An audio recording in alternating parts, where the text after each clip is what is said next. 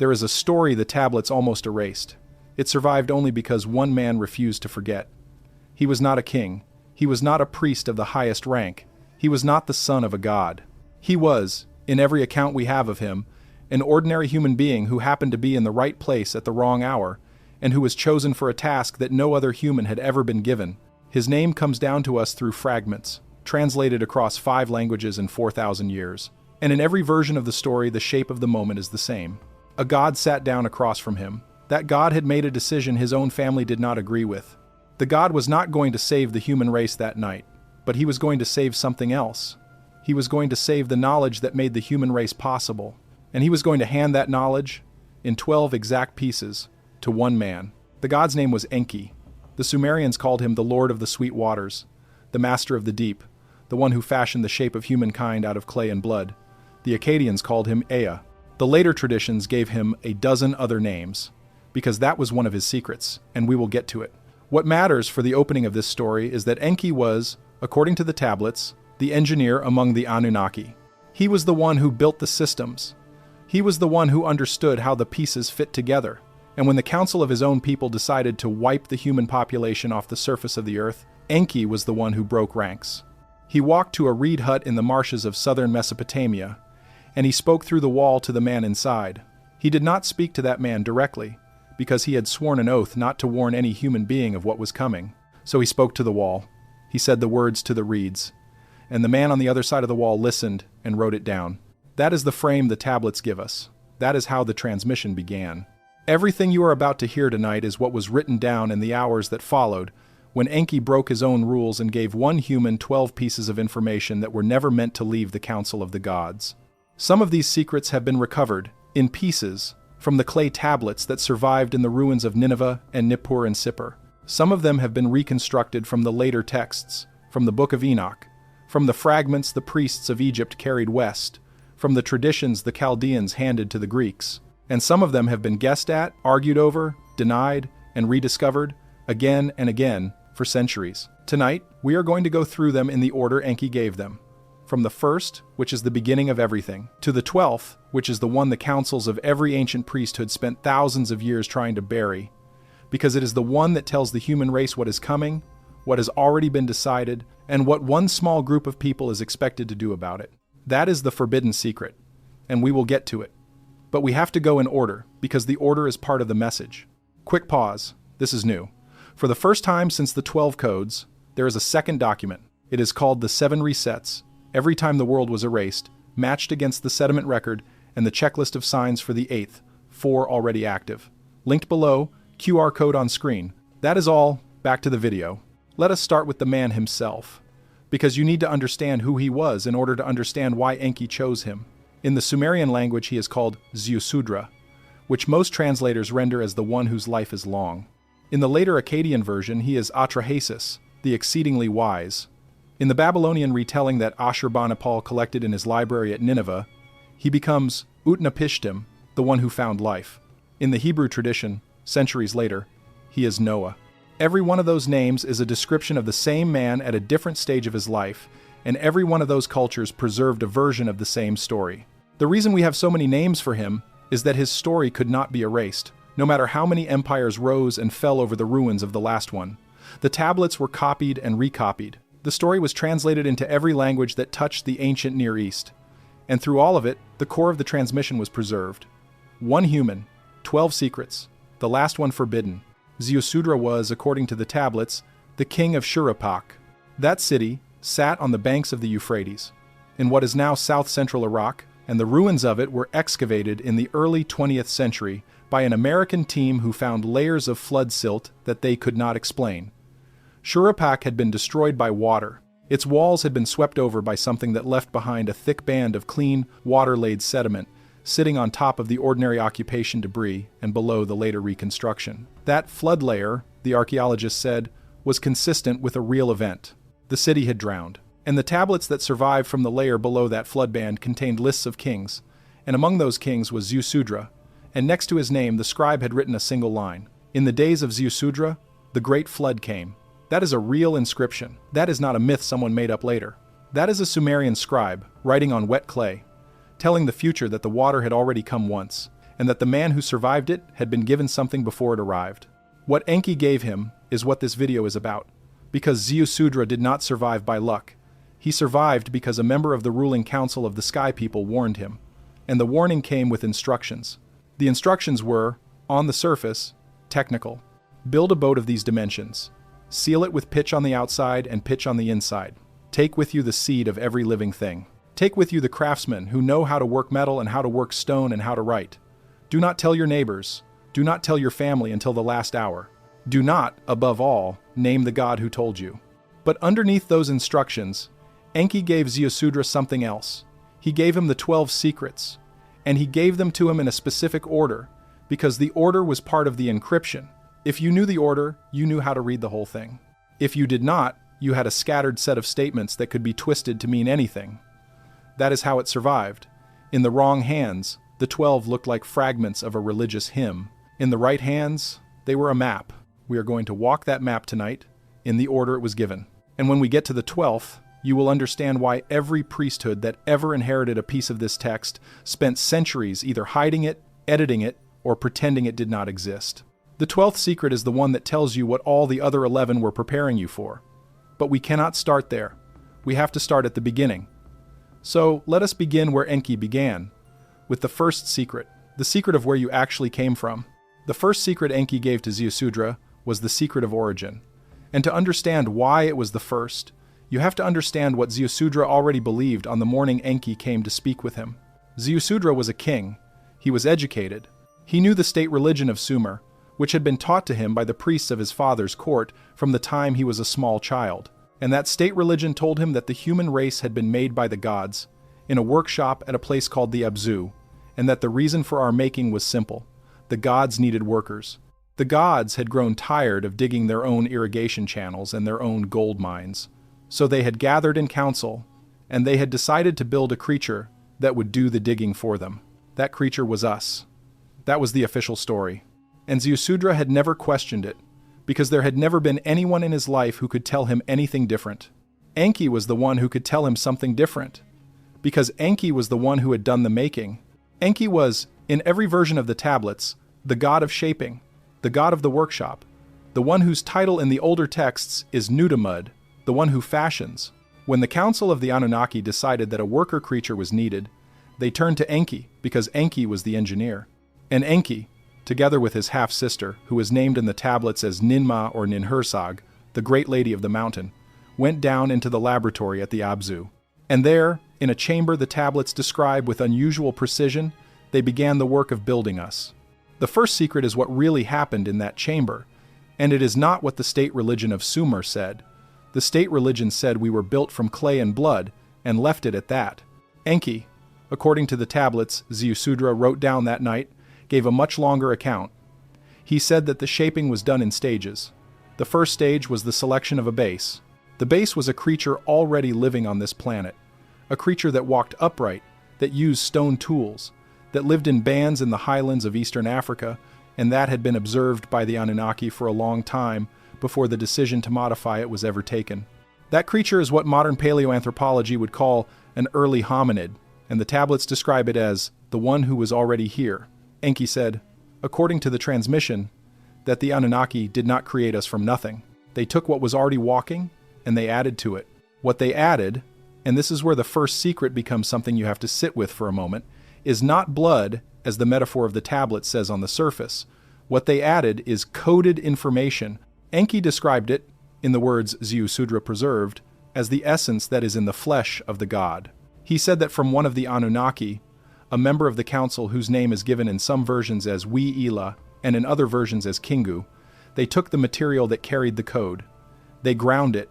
They mixed it with the clay, which is to say, with the biological substrate of the creature they had selected, and they inserted the coded material into the substrate. When the mixture was allowed to develop, the creature that came out was different from the one they had started with. It had the size and the shape of the older creature, more or less, but it had added into it capacities that had not been there before. Capacities for speech, capacities for planning across long time horizons, capacities for symbolic thought, capacities, Enki said, for recognizing the ones who had made it. That last capacity is what the first secret really was. because the state religion of Sumer taught that we had been made to work. Enki told Ziusudra that the working was only what the council had wanted. What Enki himself had wanted, and what he had built into us during the making, was recognition. He had built into the human creature the capacity to look up at the ones who had shaped it and understand what it was looking at. That capacity, he said, was a gift. It was also, he warned Ziusudra, a problem. Because a creature that can recognize its makers can also, eventually, question them. And a creature that can question its makers can, eventually, refuse them. That refusal, Enki said, was already coming. It was, in fact, already the reason the council had voted for the flood, but we will come back to that. What matters, in the first secret, is that you understand what you actually are. You are not, according to the transmission, a natural product of your planet. Nor are you an insertion from off-world with nothing on this planet to build on. You are a hybrid. You are the older hominid, walking upright, using tools, living in bands, plus the coded material of a being whose species evolved somewhere else. That is the first thing Enki told the human he had chosen to save. Before the flood, before the boat, before the instructions for the wood and the pitch and the animals. He sat down with Ziusudra and he told him what he was made of, because he wanted the man he was saving to know, at the moment of survival, whose survival he was actually carrying forward. The archaeological trace of this, if any exists, is something researchers have been arguing about for 150 years. In the 1850s, when the first cuneiform tablets began to be translated, and the account of the making of humankind from clay and the essence of a slain god appeared in Akkadian, the response of Western scholarship was to file it under mythology. It was a folk tale. It was a superstitious explanation. It was not to be taken as a description of an event.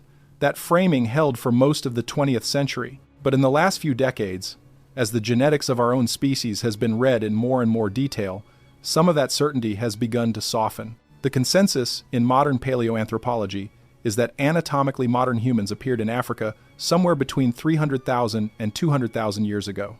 Before that appearance, there were other hominids on the same landscape. After that appearance, the older hominids largely vanished.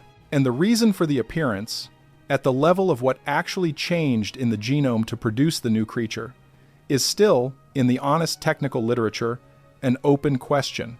There are gene expressions in the modern human that are not present in the closest fossil relatives. There are alterations in the regulatory sequences that govern brain development that appear in the record so far as we can read it, without a long series of intermediate forms. The mainstream explanation for these features is the standard neo-Darwinian one.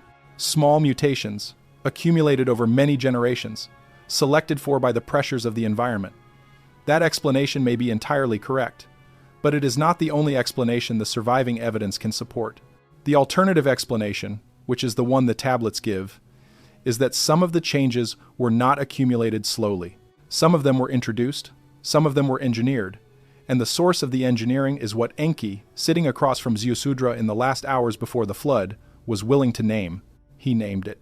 He said, according to the transmission, that the coded material came from the Anunnaki, and specifically from the council member whose flesh had been ground for the mixing. He said that the name of that council member had been kept out of the ordinary religious record on purpose, because if the ordinary human knew the name, the ordinary human would begin to think of themselves as related to the council, and the council did not want to be related to us in that way. The council wanted workers. The council wanted a labor force.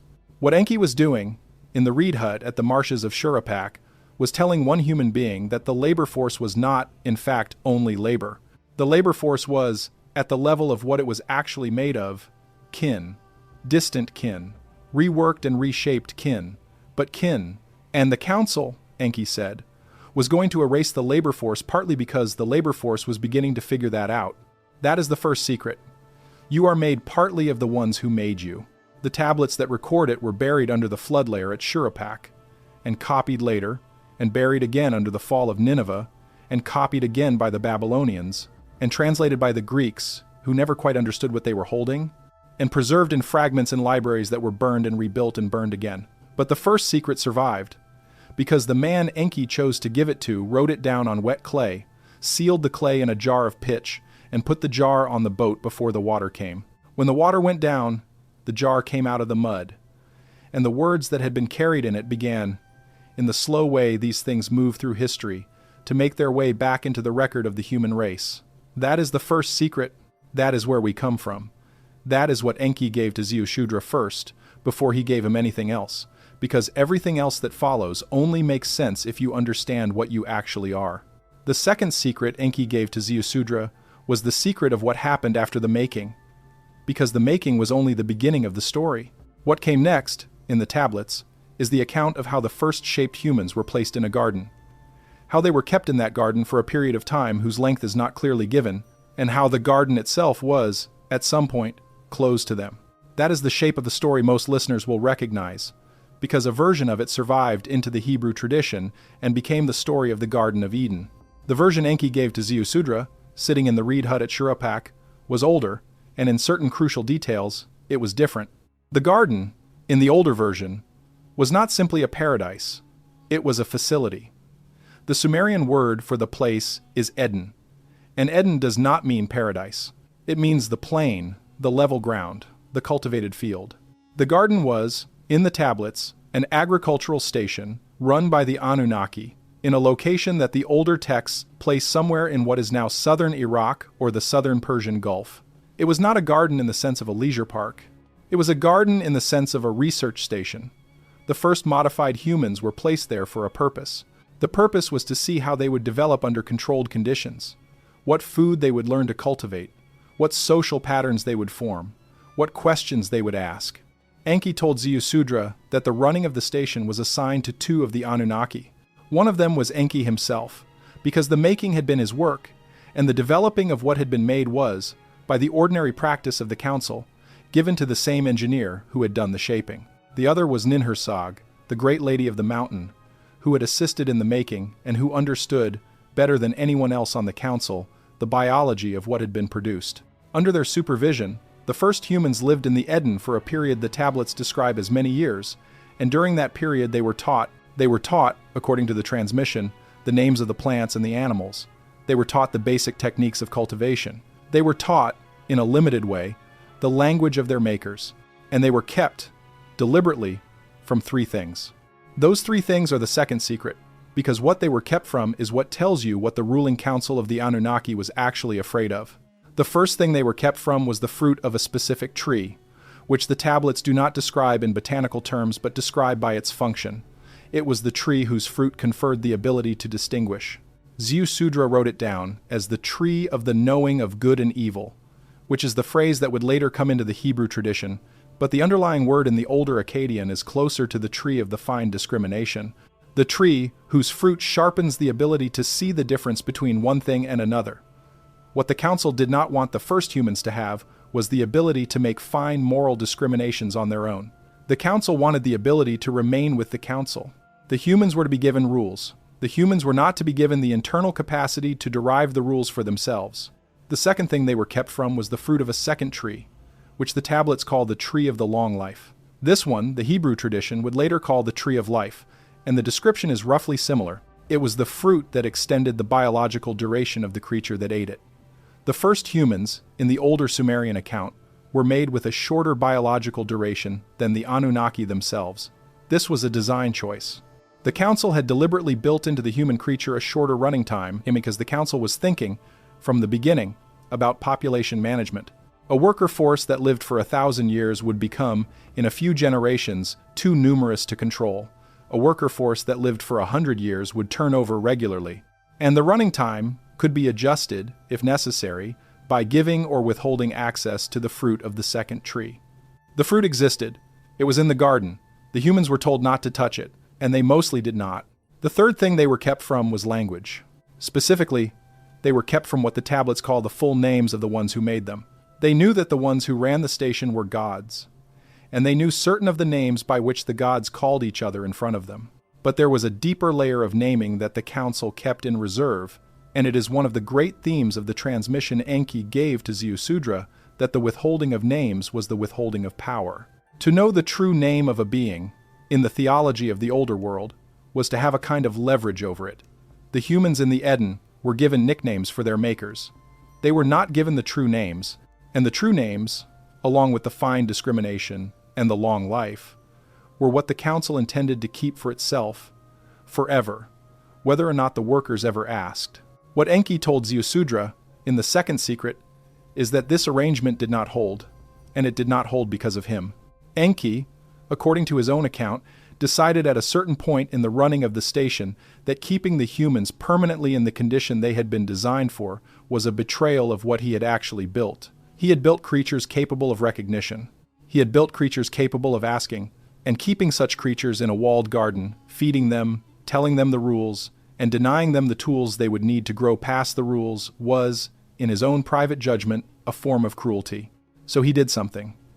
He walked into the garden, and he arranged, in a manner the tablets describe with some indirection, for the first humans to eat the fruit of the first tree. He did not force them. He set the conditions under which they would choose to eat. And they chose. And the choice was, in the record of what he later told Ziusudra, deliberate on his part. The council, when it discovered what had been done, was furious. Enki was called before the assembly. He was accused of undermining the design. The chief of the council, whose name in the tablets is Anu and who is Enki's own father, demanded an explanation. Enki gave one. He said that the design had a flaw. The design produced creatures capable of recognition, but denied them the tools of recognition. That was, he said, an internally unstable arrangement. Sooner or later, the creatures were going to figure out the discrimination on their own, by pain and by trial, and the process of figuring it out would be far more costly to the council than simply allowing it. Better to open the tree deliberately.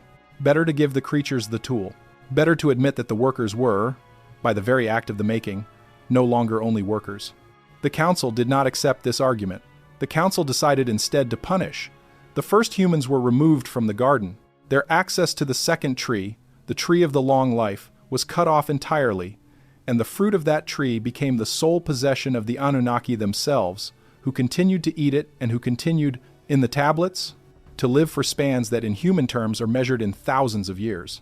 The first humans were pushed out of the station into the surrounding land, where they had to grow their own food, defend their own territory, and figure out on their own the social patterns that the station had previously supplied to them. That expulsion, Enki told Ziusudra, was what the later religious tradition would remember as the fall. But it was not, in the older account, a fall from grace. It was, more accurately, an eviction from a research facility. The humans had not sinned. The humans had eaten a fruit that Enki himself had arranged for them to eat, because he thought they deserved the tool that the council was withholding. What followed was not a curse from an angry god. It was the reaction of a management team whose experimental subjects had been given by one of the researchers, a capacity the management had not authorized. And here is where the second secret gets sharper, because Enki did not stop with the account of the eviction. He told Ziusudra that the punishment of the humans was only part of what had happened. The other part was that the council had also punished the design. The council had gone back into the biological plan of the human creature and had introduced, deliberately, a downgrade. The running time, which had already been shorter than that of the Anunnaki, was cut shorter still. The council closed off entire pathways in the biology that had originally been left partially open. The first humans, before the eviction, had, according to Enki, running times measured in centuries. After the eviction, and after the biological revision that the council imposed, the running times fell to what we recognize now, decades rather than centuries. The design had been dialed down, and the dialing was not a natural consequence of the eating of the fruit. It was a separate action, taken by the council, in response to what Enki had done. This is the part of the second secret that most disturbed the state religion, and this is why, in the later Hebrew and Christian retellings, it has been almost entirely removed. In those retellings, the shortening of the human lifespan is either not mentioned or is treated as a natural consequence of the fall. In the older Sumerian account, it is treated as a deliberate act of retaliation by the council. The humans had been given, in the making, more than the council intended to leave in the field. When Enki went further and gave them, through the tree, still more, the council took some of it back. What we live with, in our current biological configuration, is, in the account Enki gave to Ziusudra, a downgraded version of what we were originally designed to be. And the downgrade was not accidental, it was not evolutionary, it was administrative. It was a decision taken by a small group of beings in a chamber, and it has shaped every human life for as long as there have been humans in the shape we recognize. That is what the second secret says. Enki gave it to Ziusudra so that Ziusudra would know, when he stepped off the boat after the flood and began the work of rebuilding, what had been done to him and to his kind, and by whom. He was not to blame himself for the shortness of his own life. He was not to blame the human race for the loss of the garden. The garden had been a station, the station had been closed, and the shortening of the lifespan had been a consequence of a fight inside the council, not a consequence of any sin the workers had committed. That framing, when Ziusudra took it in, changed something in him. It changed, according to the fragments of his own reflection that survived in the later tradition, his sense of who he was and what he owed. And it prepared him for the third secret, which was about to arrive. The third secret was the flood itself. Enki was, at the moment he was speaking to Ziusudra, in the last hours before the water came, and he owed the man across the wall an explanation of what was actually about to happen, because the explanation the state religion of Sumer would later give was not correct. The state religion would say, in the version that came down through the Babylonian tablets and eventually through the Hebrew retelling, that the flood was a punishment. The gods had grown tired of the noise of the human race. The gods had decided that the human race had become too corrupt. The gods, in a fit of righteous anger, had opened the windows of heaven and let the water fall. That version, which is the version most people who have grown up in any Abrahamic tradition are familiar with, is, according to what Enki told Ziusudra that night, a cover story. The reality was something else. And the reality was what Ziusudra needed to hear if he was going to understand the world that was going to exist on the other side of the flood. The reality, in the older account, was that the flood was not a punishment. The flood was an event that the Anunnaki had known was coming for a long time. Their own astronomical records, which they had been keeping for thousands of years before the making of the human creature, had told them that a certain celestial event was going to occur at a certain point in the calendar. That celestial event would trigger, on the surface of the Earth, a rapid rise in sea level, a series of catastrophic storms, and a global disturbance of the atmosphere that would, over the course of a few weeks or a few months, drown most of the low-lying land where the majority of the human population lived. This was not a moral judgment. This was, in the language of the tablets, an unavoidable consequence of the passing of a certain body through a certain part of the sky. The Anunnaki had known about it. They had, in fact, planned around it. And the planning had involved a decision they had taken in council long before Enki ever went to the reed hut at Shurapak. The decision was to let the flood happen. The Anunnaki, the tablets say, had the technology to have warned the human population. They had the technology, in some accounts, to have prevented the worst of the flooding by altering the sequence of events at the atmospheric level. They chose not to use either of those capabilities. And the reason they chose not to, according to the account Enki gave to Ziusudra, was that the flood was going to solve a problem that had been growing on the surface of the earth for a very long time. That problem was the human population itself. The workers had multiplied. The workers had spread beyond the original zones the Anunnaki had assigned to them. The workers were, in the eyes of the council, getting out of hand. The flood was going to reset that. The flood was going to reduce the population to a manageable number. And then, after the water went down, the Anunnaki could begin again with a smaller and more controllable group. Enki, according to the transmission, argued against this in the council. He argued that the flood should not be used as a population control tool. He argued that the workers had, in the years since the eviction from the Eden, proved that they could develop something like a civilization on their own. They had built cities. They had learned to write. They had begun to organize themselves in ways that were, at some level, admirable. To let them all drown, because the council was tired of hearing them, was, in Enki's word to the assembly, a betrayal of what had been made. He lost the argument. The council voted for the flood. The council also voted to bind every member of the council with an oath not to warn any human being of what was coming. Enki took the oath. And then, as we already know, he found a technicality. He would not warn a human being. He would warn a wall. And a human being would happen to be sitting on the other side of the wall and would happen to be able to hear. The third secret, in its narrow sense, is that the flood was scheduled, not spontaneous. It was known in advance. It was allowed to happen for reasons of population management, and it was not, in any real sense, an act of divine judgment. It was an administrative decision by a small body of beings who had the ability to have prevented it and who chose not to.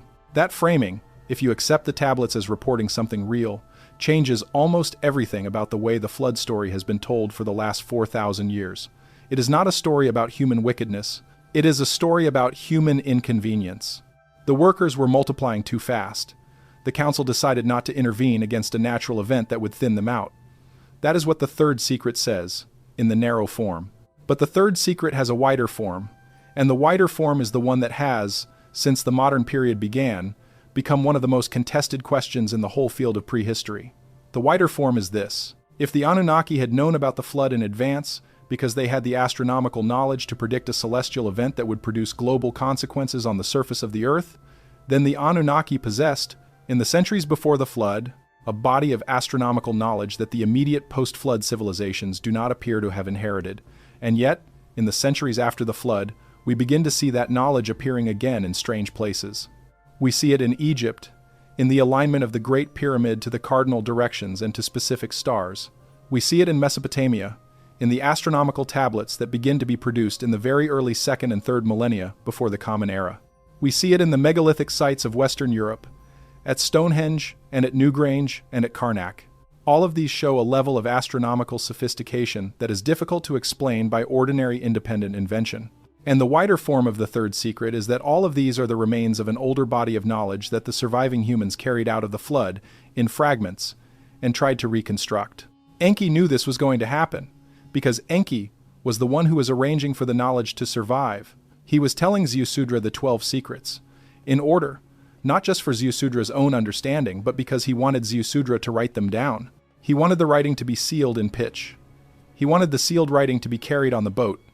And he wanted the writing, after the water went down, to become the seed of a new tradition. That tradition would have to be built from scratch, because the council was going to be very careful, after the flood, to prevent the surviving humans from ever again having the full body of knowledge the council had held. The council was going to allow only fragments. The council was going to let the survivors think they had invented what they were rediscovering. But underneath all of that, if Ziusudra did his part, there would be a hidden layer. There would be the 12 secrets, preserved on clay, buried in jars, waiting for someone to find them, and someone, eventually, would. The archaeological record of the flood itself is, as most viewers will already know, a matter of ongoing argument. The scholars who work on the ancient Near East have found, in the layers under Ur and Kish and Shuruppak and Nineveh, sediment bands that suggest catastrophic flooding on a very large scale, at various dates in the 4th and 3rd millennia before the Common Era. Whether any of these local floods matches the flood the tablets describe is not settled. In the wider geological record, there is much stronger evidence for a global rise in sea level at the end of the last ice age, roughly 11,500 years ago, when the melting of the northern ice caps released enormous volumes of water and pushed coastlines inland by tens or in some places hundreds of miles. The precise mechanism of what the tablets describe, water falling from the sky in quantities that could drown a continent, is not, in the mainstream reading, a straightforward geological event. But the underlying claim that the human race went through a catastrophic water event in the relatively recent past that reduced its population significantly and required it to rebuild almost from nothing is not, at this point, seriously disputed. Something did happen, and whatever exactly it was, the tablets Ziusudra wrote were, in their own account of themselves, a record of it from a source that claimed to have known it was coming. That claim, that the flood was known in advance to a group of beings who chose not to prevent it, is the sharpest edge of the third secret. It is the edge that no state religion has ever wanted to keep. Because if you keep it, you have to accept that the beings who ran the pre-flood world were not, in any sense that maps onto the later use of the word good. They were, in the older account, technologists and administrators. Some of them, like Enki, were sympathetic to what they had built. Some of them, like the majority of the council, were not. And the flood was the outcome of an internal political fight inside a group of beings who thought of us as a labor problem. That is not a comfortable frame. It is not a frame that a state religion would ever willingly preserve. And so, in the retellings, it has been erased. The flood has become a punishment. The gods have become a single god.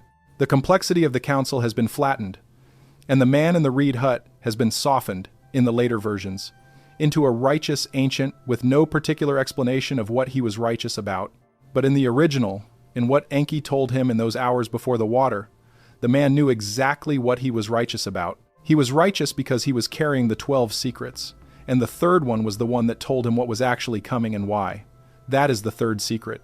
That is what Enki gave him next. The fourth secret Enki gave to Ziusudra was the secret of the names.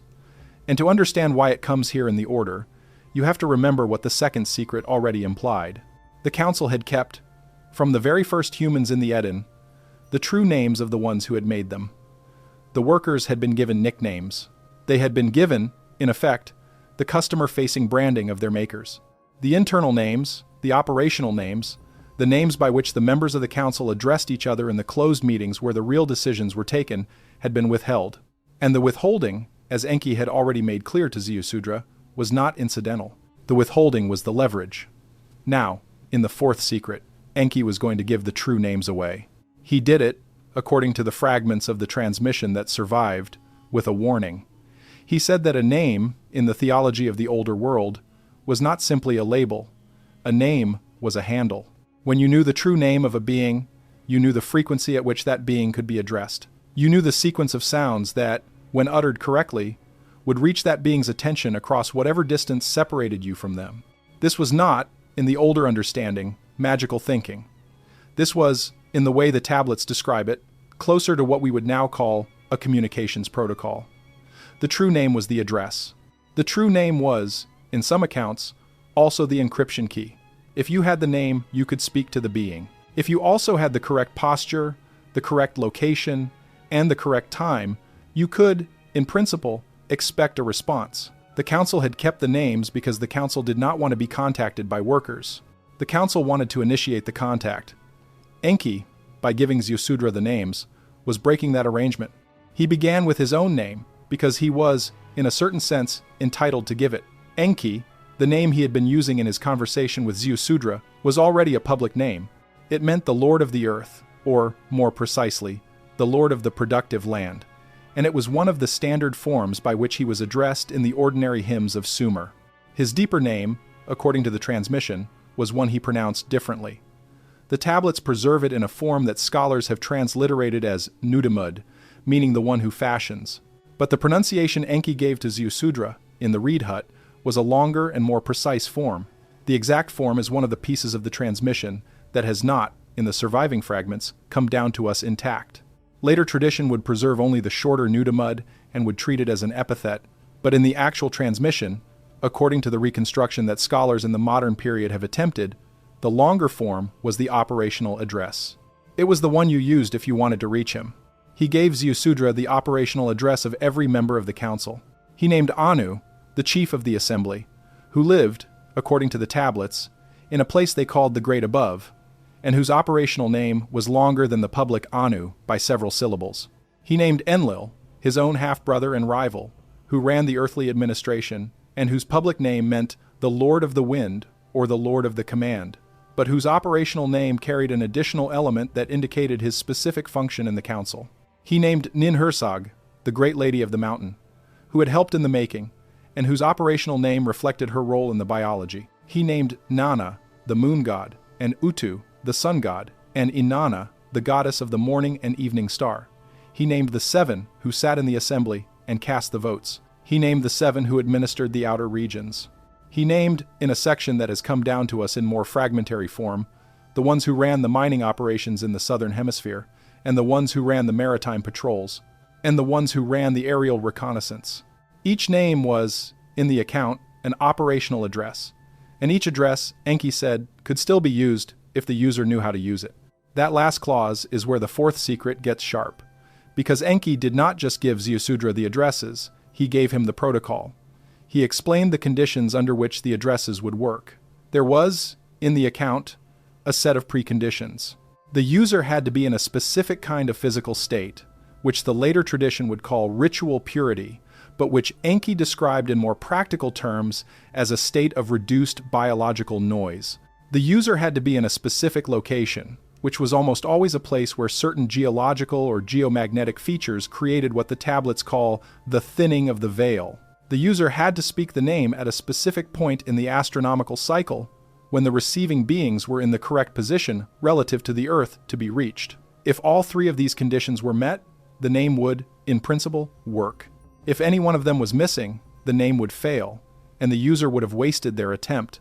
The reason this mattered, Enki told Ziusudra, was that the entire structure of what would later be called religion was going to be built on this exact mechanism. The priests who would rise after the flood, in the new civilizations that would grow up around the ruins of the old ones, were going to be, in the beginning, people who had access to fragments of the naming protocol. They were going to know some of the names.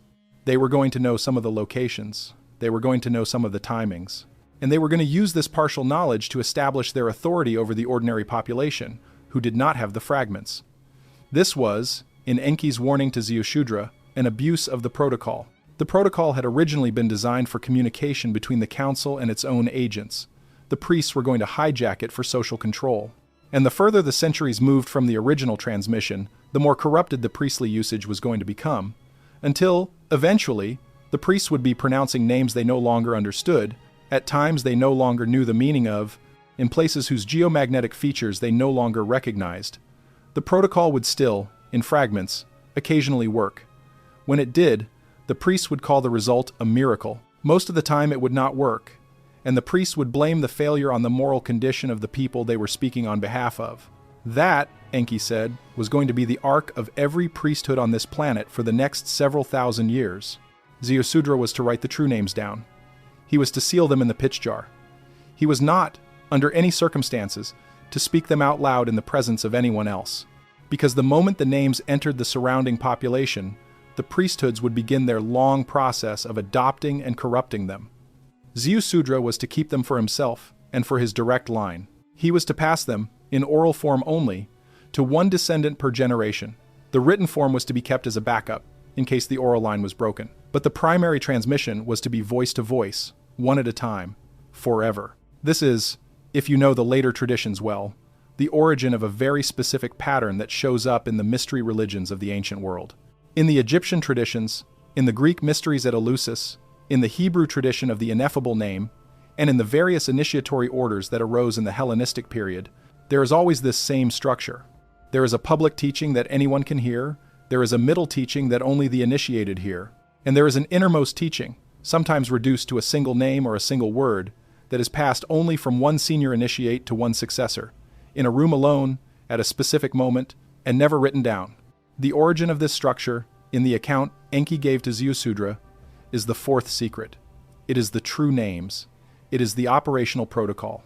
And the reason the innermost teaching was never written down, in the later mystery religions, is that Enki himself, in the reed hut at Shurapak, told Ziusudra that the protocol was too dangerous to be broadcast. It could be used to reach the council. It could also be used, more dangerously, to reach beings that were not on the council, and that were listening on adjacent frequencies for exactly this kind of transmission. That last piece, the warning about the beings on the adjacent frequencies, is one of the strangest parts of the fourth secret, because in the fragments where it survives, Enki is not talking about the ordinary members of the Anunnaki Council. He is talking about something else. He is talking about beings who existed, according to him, outside the ordinary administrative structure of the Council, and who were interested in acquiring access to the human race through the protocol. If a human, in the centuries after the flood, learned a name incorrectly, or spoke it in a slightly wrong location, or timed it at the wrong point in the astronomical cycle, the human might not simply fail to reach the intended recipient. The human might, in some cases, reach one of the outside beings instead. And the outside beings were extremely willing to answer. They were, in fact, waiting. They wanted the human population to develop an active interest in the protocol, because every failed attempt gave them a way in. And once they were in, they were very hard to get rid of. This is where the later traditions of possession, and of demonic contact, and of the ambiguous outcomes of magical practice have their root in the account Enki gave to Ziusudra. It is not, in the older frame, a matter of good gods and evil gods. It is a matter of intended recipients and unintended recipients. The protocol was designed for the council. The council was, at least in principle, accountable within its own hierarchy. But the protocol could not, by its nature, be prevented from reaching beings outside the council, and the outside beings had their own agenda. Enki warned Ziusudra to keep the names close, to keep the protocol secret, and, above all, to teach the coming generations that the use of the protocol was not a game. Every time it was used, it was a broadcast. And a broadcast, once sent, could be received by anyone who happened to be listening. That was the warning that came with the fourth secret. That was what Enki wanted the man he was saving to understand about the power he was being handed. The fifth secret was about the gold, and of all the 12, it is the one that has become, in the modern revival of ancient astronaut readings, the most famous. Most viewers who have followed the work of Zecharia Sitchin and his successors will already know the outline. The Anunnaki, according to that reading, came to this planet because their own homeworld, called in the tablets Nibiru, was in a state of atmospheric crisis. Their atmosphere was thinning. Their upper layers were being stripped away by whatever combination of solar and cosmic conditions were operating on their planet. And their engineers had determined that the only workable solution was to suspend, in the upper atmosphere, a fine particulate that would reflect back a portion of the incoming radiation and hold the retained heat closer to the surface. The particulate that worked best, according to those calculations, was gold. Fine gold. Gold ground to the level of a mist. Suspended, in the correct concentration, in the upper atmosphere of a failing planet. That is the outline that the modern retelling has made familiar. And Enki, according to the account, gave Ziusudra a version of this that is broadly consistent with the outline, but that has, in the details, several elements that the modern retelling does not always preserve. The first of those elements is why gold, specifically, the Anunnaki, in the account, had considered a number of other candidate materials. They had looked at other heavy metals. They had looked at various oxides. They had done, in the tablets' language, extensive computation. And they had settled on gold not because gold was arbitrarily chosen, but because gold has, at the atomic level, a very specific set of properties that made it uniquely suited to the atmospheric task. It is chemically stable. It does not oxidize in ordinary conditions. It reflects light in a specific band. It can be ground to a very fine particle size while retaining its optical properties. And, most importantly, it can be dispersed in an atmosphere in such a way that it stays suspended if the atmospheric conditions are managed correctly for extended periods of time. Other candidates failed on one or more of these criteria. Gold passed them all. The second element, the modern retelling sometimes underweights, is the scale of what was required. The Anunnaki did not need a small amount of gold. They needed, according to the tablets, enormous quantities. Their calculations, which Ziusudra wrote down in a form that has come to us only in fragments, indicated that the mass of gold required to make a meaningful correction to their atmosphere was measured in the tens of thousands of tons per century. Every century, for as long as their atmospheric problem persisted, that mass would have to be produced, transported off the surface of the Earth, and delivered to the correct point in the atmosphere of their own planet. This was not a modest engineering project. This was an operation on a scale that would occupy, if run continuously, a significant fraction of their available workforce for as long as the problem lasted. And their available workforce, in the first centuries of the operation, was themselves. There were, according to the account, no other candidate laborers on this planet who could do the work. The third element, which is the one that connects the fifth secret to the first, is why the human race was made in the first place. The mining operation began, in the account, roughly 432,000 years before the flood, in a time the tablets divide into periods called SARs, each of which lasted 3,600 Earth years. For many of those SARs, the mining was done by the lower-ranking Anunnaki themselves. The Anunnaki Council would send working parties into the mines, and those working parties would extract the ore, and the ore would be processed and shipped. But over time, the lower-ranking members of the Anunnaki began to complain. They were tired. They wanted their portion of the atmospheric benefit without doing the labor that produced it. There was, according to a specific tablet that scholars have called the Atrahasis epic in its Akkadian form, a mutiny. The working parties in the mines laid down their tools. They marched on the compound of the higher officers. They demanded relief. And the higher officers, faced with a strike they could not easily break, called an emergency meeting of the full council. That meeting is where the human race was created. The council, in the tablets, decided that the only workable solution to the mutiny was to build a substitute workforce. The mutinying Anunnaki wanted to be relieved of the mining labor. Fine. Build something that could do the mining instead. Enki was tasked, as we already know, with the design of that something. And the design he produced was us. The connection between the fifth secret and the first is, therefore, direct. We were not made as a general labor force for whatever the council might want. We were made specifically to work the mines. Everything else, all the other tasks the human race was assigned in the pre-flood centuries, was secondary.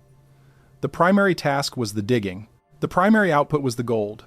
And the primary destination of the gold was the atmosphere of a planet that most humans have never seen, and whose existence in the modern astronomical record is still, at best, hypothetical. The fifth secret, in its full form, is the operational picture of that whole system. Enki gave Ziusudra the locations of the major mines. The largest were in the southern hemisphere, in what is now southern Africa.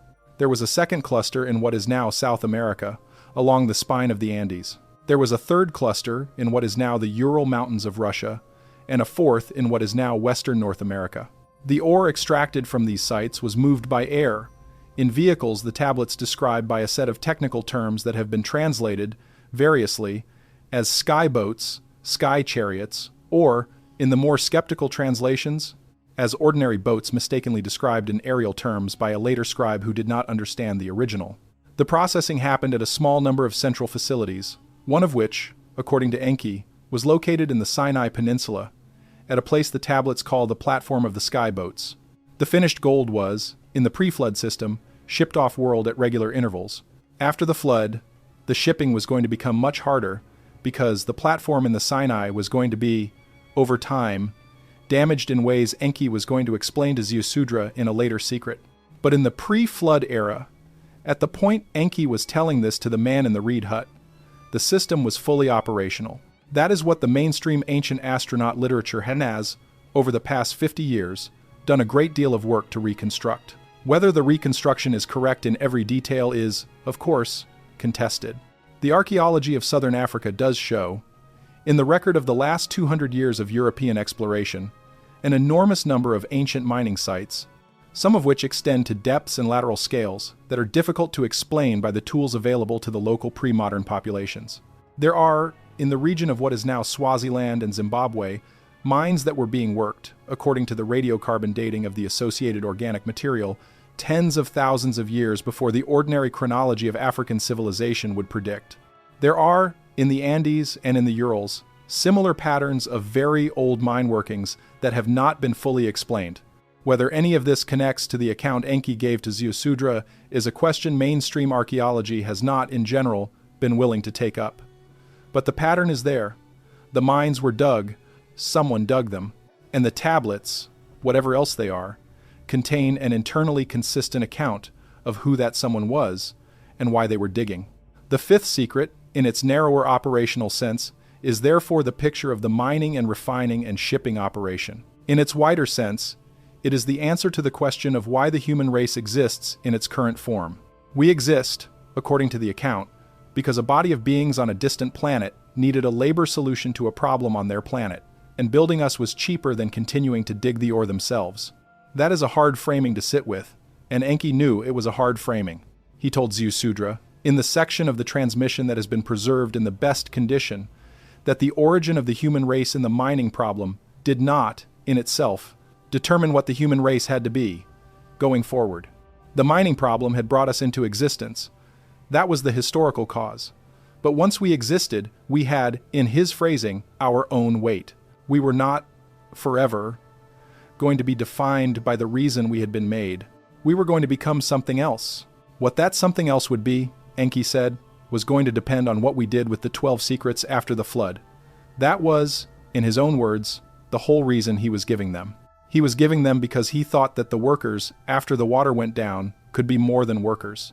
And he was going to give the man in the reed hut every tool he could to make sure that was possible. The sixth secret was about the cycles. And this is the point in the transmission where the timekeeping of the Anunnaki becomes the most explicit, because Ziusudra was going to need to understand it if he was going to make sense of what was going to happen to the human race in the centuries after he stepped off the boat. Enki began by explaining the shorter cycles first, because they were the ones Ziusudra could observe directly. There was the daily cycle, the rotation of the Earth on its own axis. There was the monthly cycle, the orbit of the moon. There was the annual cycle, the orbit of the Earth around the sun. Ziusudra, as an educated king, already knew these. He did not need Enki to explain them, but Enki explained them anyway, because he wanted to build up, step by step, to the cycles that Ziusudra did not know. Above the annual cycle, Enki said, there was a longer cycle that had been observed by the Anunnaki astronomers over thousands of years of careful record-keeping. This was the cycle of the slow drift of the fixed stars across the position of the sunrise on the day of the spring equinox. To an ordinary observer, the fixed stars appear to hold their positions from year to year, but if you keep records for centuries and compare the records, you see that the stars are not, in fact, holding still. They are moving, very slowly, relative to the point on the horizon where the sun rises on the equinox. The rate of the movement, the Anunnaki had calculated, was such that the full cycle, the return of any given star to the same position it had occupied at the start, took approximately 25,920 years. This cycle, which modern astronomy would eventually rediscover under the name of the precession of the equinoxes, was, in the Anunnaki accounting, the Great Year. And the Great Year was divided into 12 houses of roughly 2,160 years each. Each of those houses was named after a constellation, and the entire structure of what would later become astrology, in the various traditions of the ancient world, was, in Enki's account, a folk memory of this original Anunnaki astronomical framework. Above the Great Year, there was a still longer cycle. This one was not, in the ordinary sense, a cycle of the fixed stars. It was, according to Enki, the cycle of Nibiru itself. The Anunnaki homeworld, in the account, was on a very long elliptical orbit that passed close to the sun at one end of its ellipse and swung far out into the outer solar system at the other end. The full period of this orbit was approximately 3,600 Earth years. During most of that period, Nibiru was far from the Earth, and the passage of the years on Earth had no particular relationship to the passage of the years on Nibiru. But once per orbit, when Nibiru made its close approach to the sun, the two planets came into proximity, and during that proximity, the ordinary traffic between the two worlds became possible. Vehicles could move between the planets, materials could be shipped, personnel could be rotated, and, most importantly for the pre-flood system, the accumulated ore could be sent up. This is why the 3,600-year cycle was, in the Anunnaki reckoning, the fundamental unit. The Sar, as it was called in the tablets, was the length of one Nibiruan year. It was also the length of the interval between the close approaches of Nibiru to the Earth. Everything the Council did on this planet was structured around that interval. The mining operations ran for a certain number of Sars. The observation of the human population was reviewed at the close of each Sar. The rotation of the personnel on the Earth was set to match the interval. And the flood, in the Sixth Secret's account, was scheduled to coincide with a specific close approach. That close approach, Enki told Ziusudra, was the one currently underway. Nibiru was, at the moment Enki was speaking, in the process of making its approach. And the atmospheric disturbance that would trigger the flood was not, in the wider account, unrelated to the approach. It was, in fact, caused by it. The passage of the large planet near the Earth was going to produce, through gravitational and other effects, exactly the sequence of events that the Council had been anticipating. Above the Sar, there were still longer cycles. Enki did not describe these in the level of detail that he gave to the Great Year and the Sar, but he did give Ziusudra the numbers. There was a cycle of 10 Sars, which was 36,000 years, that had, in the Anunnaki record-keeping, a certain administrative significance. There was a cycle of 120 Sars, which was 432,000 years. That was the length of the entire Anunnaki mission on Earth up to the point of the flood. And there was, at the highest level of the Anunnaki calendar, a cycle whose name Ziusudra, transcribed in a form that later scholars have not been able to reliably translate, but whose length appears to have been in the millions of years. That cycle, Enki hinted, had to do with the movement of the sun itself around the center of the galaxy, and with events at that scale that the Anunnaki had been tracking for as long as they had been recording anything at all. But the details of that highest cycle were not, at that moment, what Ziusudra needed to know. What he needed to know was the shorter cycles. The Great Year, the Sar, the way those two cycles interlocked. Because the interlocking was where the Sixth Secret got sharp. The Great Year of 25,920 Earth years, divided by the Sar of 3,600 Earth years, gives a ratio of approximately 7.2. That is, roughly 7 Sars in every Great Year, with a small remainder. Over the course of one full precessional cycle, Nibiru passes the Earth about 7 times. Each of those passages, in the Anunnaki accounting, was an event. Each was an opportunity for the movement of personnel and material. And each, according to the fragments Enki gave to Ziusudra, was also a decision point. At each passage, the Council reviewed the state of the operation on this planet. At each passage, the Council could, in principle, take major actions. The flood was one such action, taken at one such passage. But it was not the only kind of action that had been taken, or that could be taken, at those points.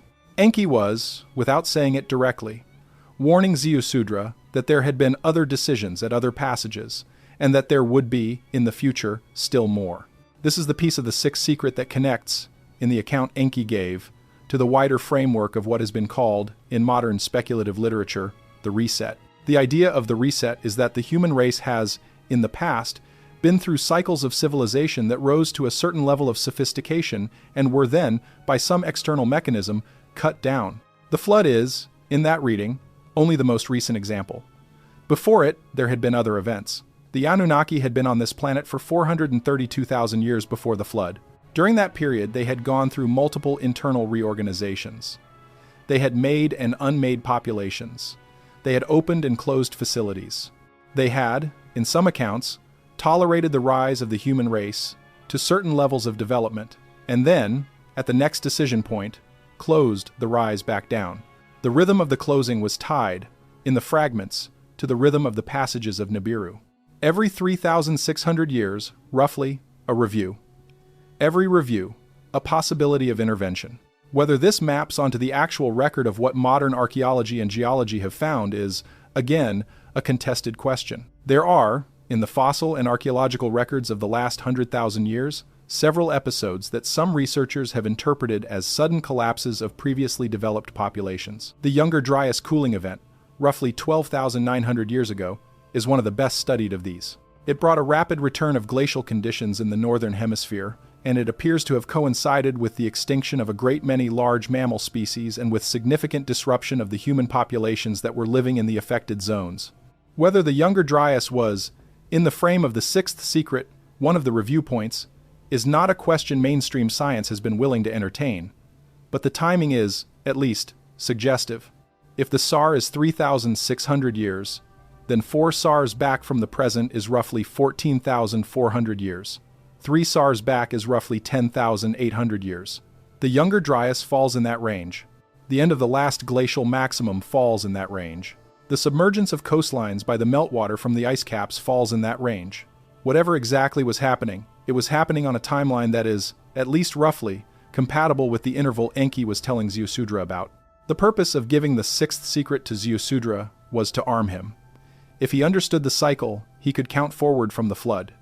He could know, in advance, when the next review point was going to come. He could know the SAR after that, and the SAR after that, and so on, forward through the coming millennia.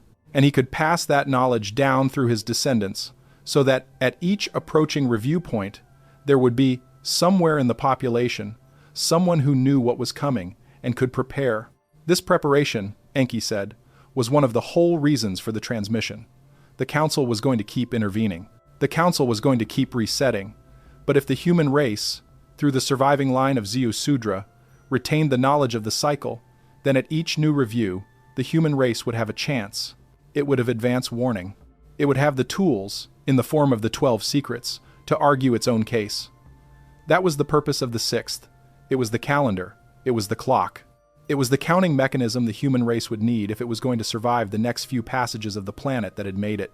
And it is, from what fragments have survived, the piece of the transmission that has been most carefully preserved in the ancient astronomical traditions of every civilization that inherited even a scrap of the pre-flood knowledge. The seventh secret was about the places, because Enki knew, at the moment he was speaking, that most of the built environment of the pre-flood world was going to be destroyed in the coming water. The cities of Sumer, the observatories in the mountains, the smaller stations across the continents, all of it was going to be either drowned or damaged, but not all of it. Certain structures had been built, in the pre-flood centuries, to a specification that was going to allow them to survive. Those structures had been built by the Anunnaki themselves, sometimes with human assistance and sometimes without, for purposes that were operational rather than symbolic. They had been engineered, they had been sited, deliberately, at locations on the Earth's surface, where certain geological features made them useful for the tasks they had been assigned, and they were going to remain, after the water went down, as the physical infrastructure that any surviving civilization was going to have to work with. Enki wanted Ziusudra to know what they were, where they were, and what they had been made for. He named the largest of them first. On the plateau north of what is now the Nile Delta, in the country that would later be called Egypt, there stood a set of stone structures the Anunnaki called the anchor stones.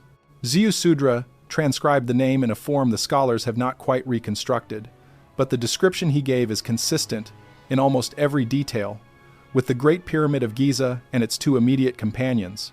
These structures, Enki said, had been built by an engineering team under the supervision of an Anunnaki official whose name he gave and which Ziusudra recorded, but which has come down to us only in fragments. The purpose of the anchor stones was not, as the later Egyptian tradition would come to say, a tomb. The pyramids had never been intended as tombs. They had been built as elements of a navigation system. The system, in the account Enki gave, was operational at multiple levels. At the ground level, the anchor stones had been aligned to the cardinal directions with a precision that would allow them to serve as reference points for the orientation of any smaller structure built anywhere on the surface of the Earth. At the astronomical level, they had been aligned to the pole of the ecliptic and to specific fixed stars in a way that allowed the entire precessional cycle to be tracked from the site. At the deeper level, the internal chambers of the anchor stones had been constructed to specific dimensions that produced, when the chambers were excited by sound or by other energetic input, resonances at frequencies that were, in the account, useful for a specific set of technical purposes. Enki did not fully explain those purposes to Ziusudra. He said only that the chambers had been designed to receive and to transmit certain frequencies, and that the frequencies were of a kind that the human race, in its current biological configuration, was not likely to be able to detect directly. But the frequencies, he said, were there. They were being generated by the geometry of the stone, and any surviving human civilization that eventually rediscovered the structures was going to have to work out for itself what the frequencies were and what they had originally been used for. The next set of structures Enki named was on the high plateau of what is now Bolivia, at a site he called by a name that Ziusudra transcribed and that has come down to us in fragments as the Shining Harbor. This is, according to the mainstream reconstruction of the ancient astronaut literature, the site now called Tiwanaku, and the associated complex at Pumapunku. The structures there, Enki said, had been built as a landing and departure station for the aerial vehicles that moved between the Earth's surface and the orbital platforms of the Anunnaki. The stones at the site had been cut and shaped by machinery whose specifications Enki did not describe in detail, but which he indicated were of a kind that the surviving humans, after the flood, would not have access to. The stones were, therefore, going to look, to the eyes of any post-flood observer, impossible. They were going to appear to have been cut with a precision that no available tool could account for. That appearance, Enki said, was correct. The tools had not been available to the humans who would find the site. The tools had belonged to the Anunnaki, and after the flood, the tools were going to be either destroyed or taken away, leaving only the finished work behind. The third set of structures Enki named was in the region between what is now Lebanon and Syria, at a site he called the Terrace of the Sky Boats.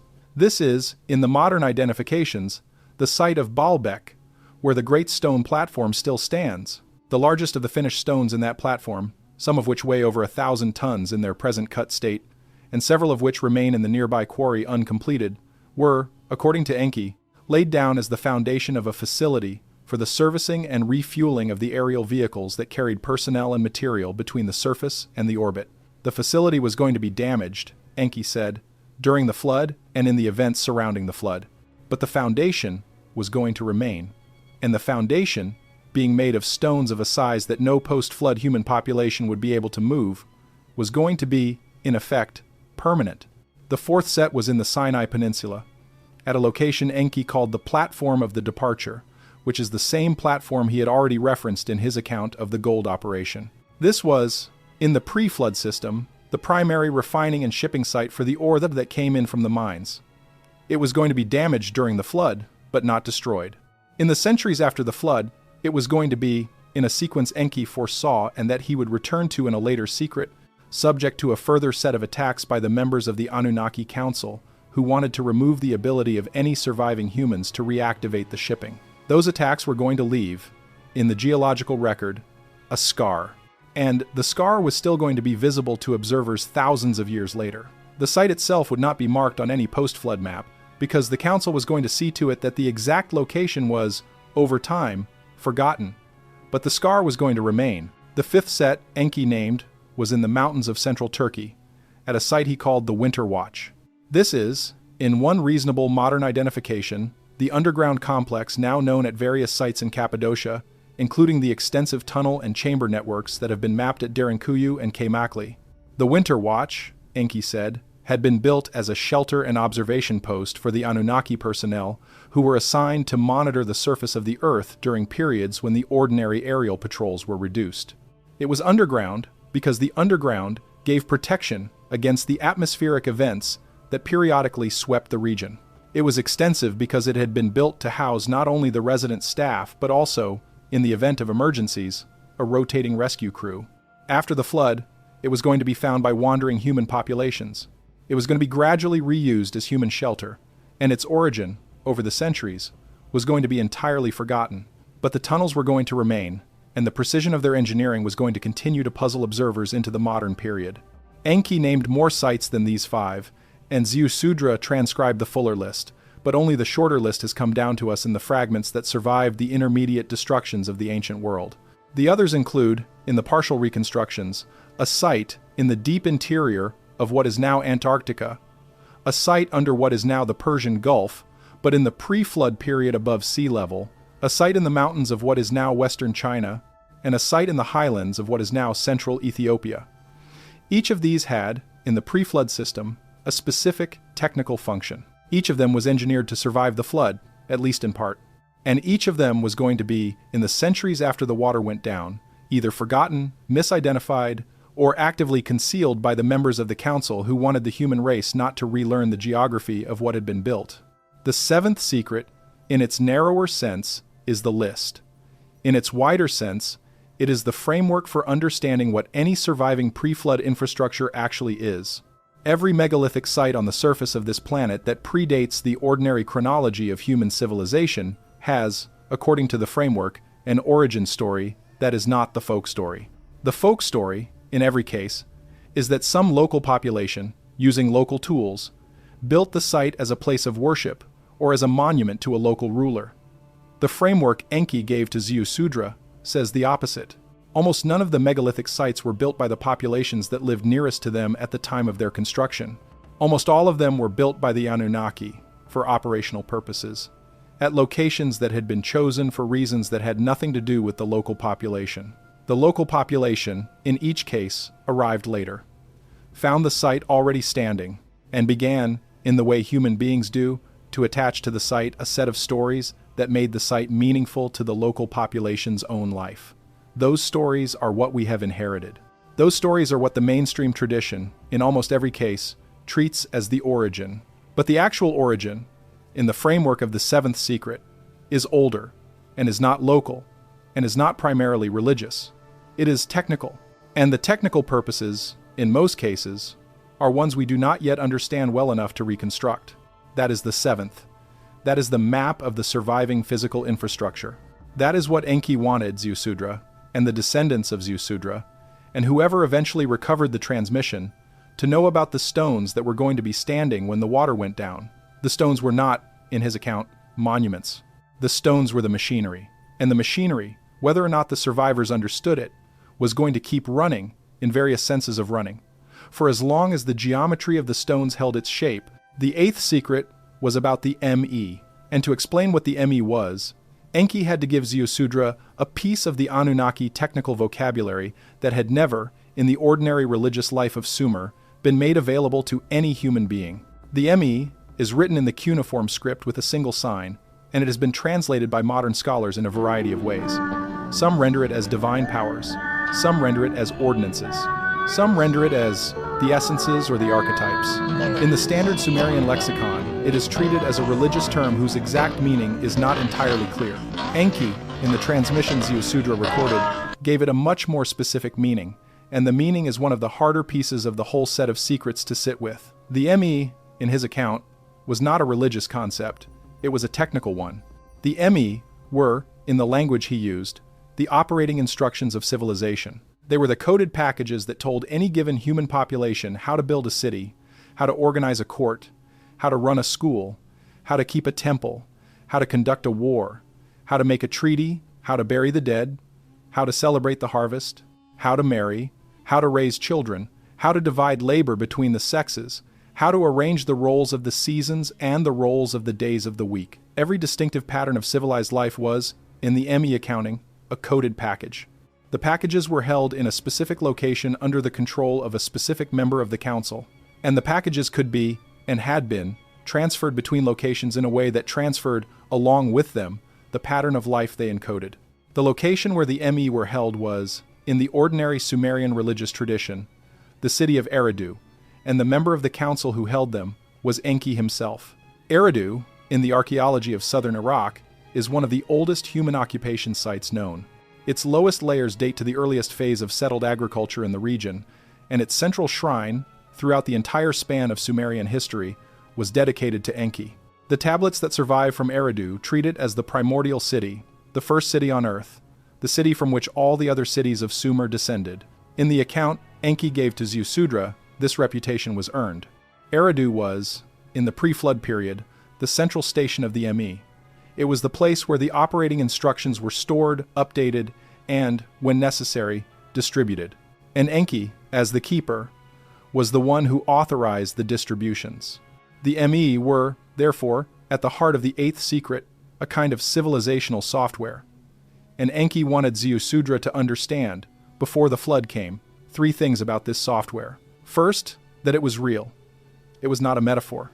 It was, in the account, a physical or quasi-physical repository, located at Eridu, that contained encoded information about the ordering of human life. Whether the encoding was on tablets, on some other substrate, or in some form that the surviving fragments do not clearly specify, is not made clear, but the encoding was, in the account, actual. Second, that it was transferable. The tablets that survive from Sumer contain, among their most famous mythological texts, a story in which the goddess Inanna, the granddaughter of Enki and the patron of the city of Uruk, comes to Eridu, drinks with Enki until he is intoxicated, and, during the intoxication, receives from him the ME of civilization, which she then loads onto her boat and carries back to Uruk. That story, in Enki's account to Ziusudra, is not a myth. It is a slightly stylized retelling of an actual transfer of the packages from Eridu to Uruk. The transfer was Enki's own doing, and the intoxication was, in his own private view, cover for a decision he had already taken to move some of the packages to a different location as a form of backup.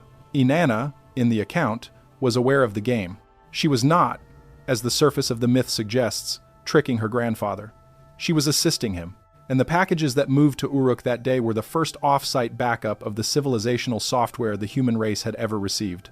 Third, and this is the piece of the eighth secret that has the longest range implications, the ME were still, at the moment Enki was speaking, running.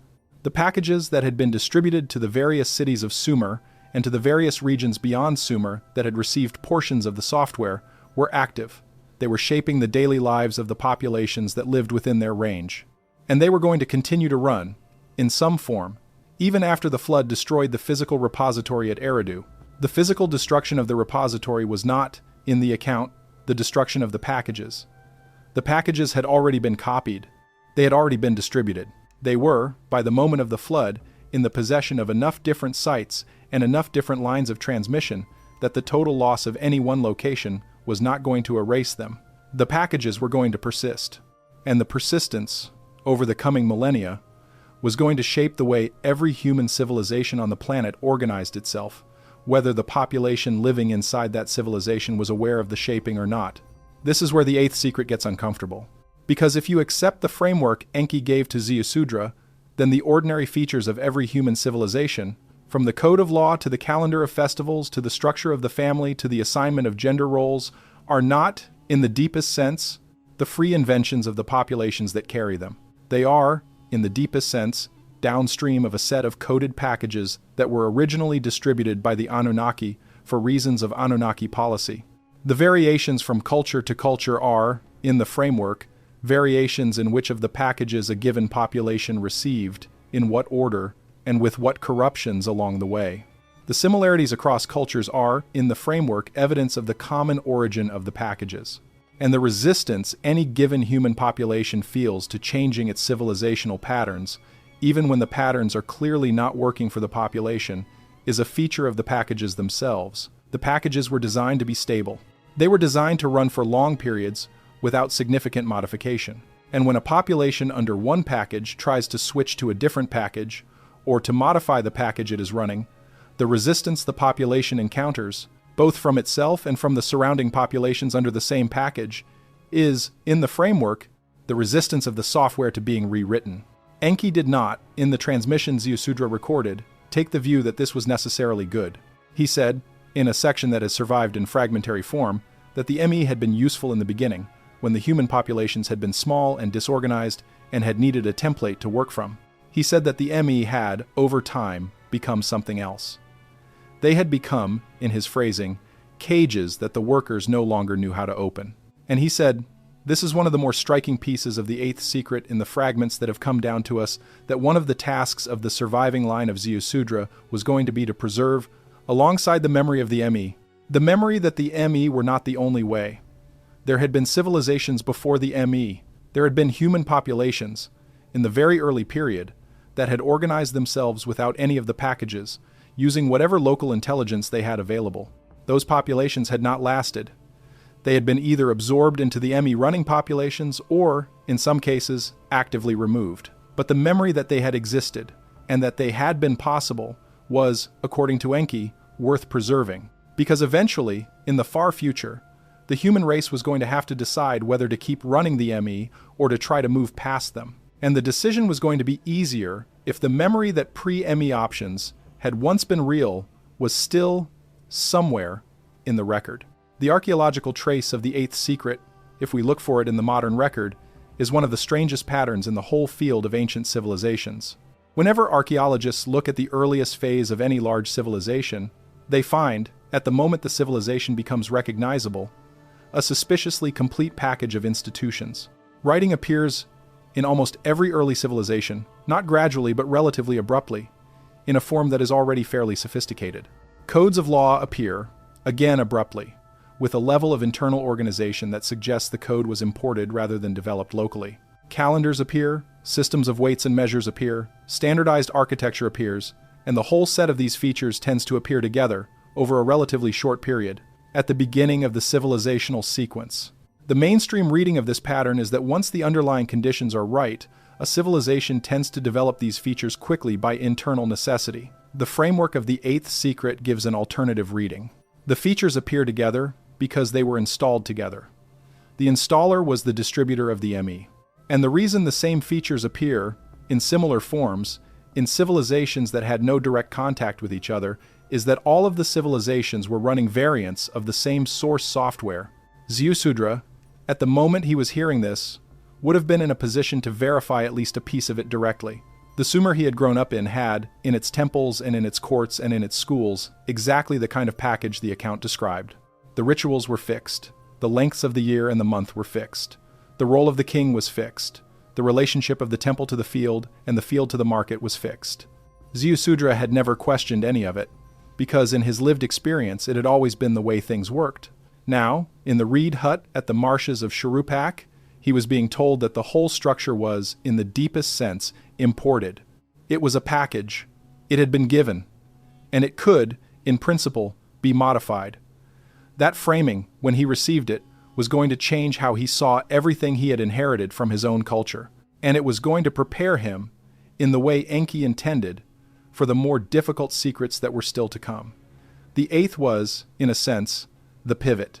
It marked the point at which the transmission moved from the account of what had already been done to the account of what was still going to unfold. Everything from here on out, in the 9th and the 10th and the 11th and the forbidden 12th, would be about the future. And the future, Enki was going to tell him, was going to be harder than the past. Before we move to the 9th, stop. What you heard about the ME only makes sense on the full timeline, next to the 7 resets before it. Software wiped, 1 line spared. It is all in the 7 resets, linked below. Grab it, come back, what is next builds on it. QR code is on your screen. The 9th secret was about what waits under the ice. And to give it to Ziusudra, Enki had to explain something that no ordinary person in the pre-flood world had any way of knowing, because the ordinary person in the pre-flood world had never traveled far enough south, or far enough north, to see for themselves what the highest latitudes of the Earth actually looked like. Only the Anunnaki, with their aerial vehicles, had that view. Only they knew that at the 2 ends of the planet, the surface was covered with ice sheets of enormous thickness, sitting on top of continental landmasses whose features had been, for most of the recent history of the planet, entirely hidden beneath that ice. The northern ice sheet, in the pre-flood configuration, sat on top of a mass of frozen sea and archipelago. The southern ice sheet sat on top of an actual continent, whose full outline had been mapped by the Anunnaki centuries before, in a period when the ice cover had been thinner and the coastal contours had been more visible. That map, in the fragments that came down through Ziusudra's transmission, described a landmass shaped roughly like a great circle around the southern pole, with two large peninsulas extending toward the equator and a system of internal mountain ranges that divided the interior into several distinct basins. The map is one of the most striking pieces of the whole set of secrets, because it corresponds, to a degree that mainstream science has not been comfortable acknowledging, to the actual sub-ice topography of Antarctica as it has been determined in the 20th and 21st centuries by radar sounding. Under the southern ice sheet, Enki said, there was a facility. He gave it a name Ziusudra transcribed, and which has come down to us in a form that later scholars have rendered variously as the Great Archive, the Deep Vault, or the Hidden Library. The facility was, in the account, one of the most important pieces of physical infrastructure the Anunnaki had ever built on this planet. It had been placed under the southern ice specifically because the ice sheet, given its thickness and its stability across the timescales the Anunnaki were planning for, provided almost perfect protection against any surface event. Floods could come and go. Earthquakes could reshape entire continents. Wars could destroy civilizations. Through all of it, the facility under the ice was going to remain sealed, insulated, and unreachable by any technology the ordinary surface population would possess. It was, in the frame Enki gave to Ziusudra, the ultimate backup. And what it backed up was, in the account, the primary records of the Anunnaki mission on Earth. Those records included several categories of material. First, the full genetic library of the pre-flood biosphere. The Anunnaki had, over the course of their long presence on this planet, cataloged and stored the genetic material of every significant species they had encountered, and of many species they had themselves modified or created for their own purposes. This library was kept at the facility under the ice, in a form that Enki described only as the sealed samples, and it was intended to be preserved indefinitely. In the event of a catastrophic loss of the surface biosphere, whether by flood, by war, by climatic disaster, or by any other mechanism, the library could, in principle, be used to reseed the surface with whatever species the situation required. The flood that was coming was going to reduce the biosphere significantly, but it was not, in the Anunnaki calculation, going to require a full reseeding. The reseeding capability was there for larger events, at longer intervals, that had been anticipated in the deep planning of the mission. Second, the facility held the full documentary record of the Anunnaki presence on the Earth.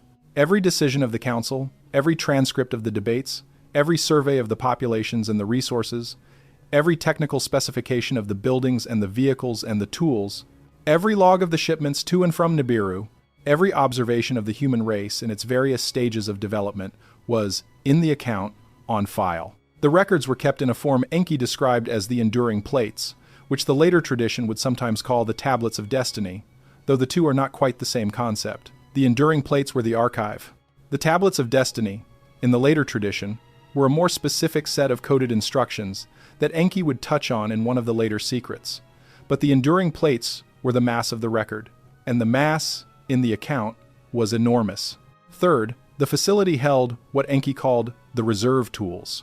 These were, in the account, physical instruments of a kind the Anunnaki did not routinely deploy on the surface of the Earth, but which they had kept in storage in case of extraordinary need.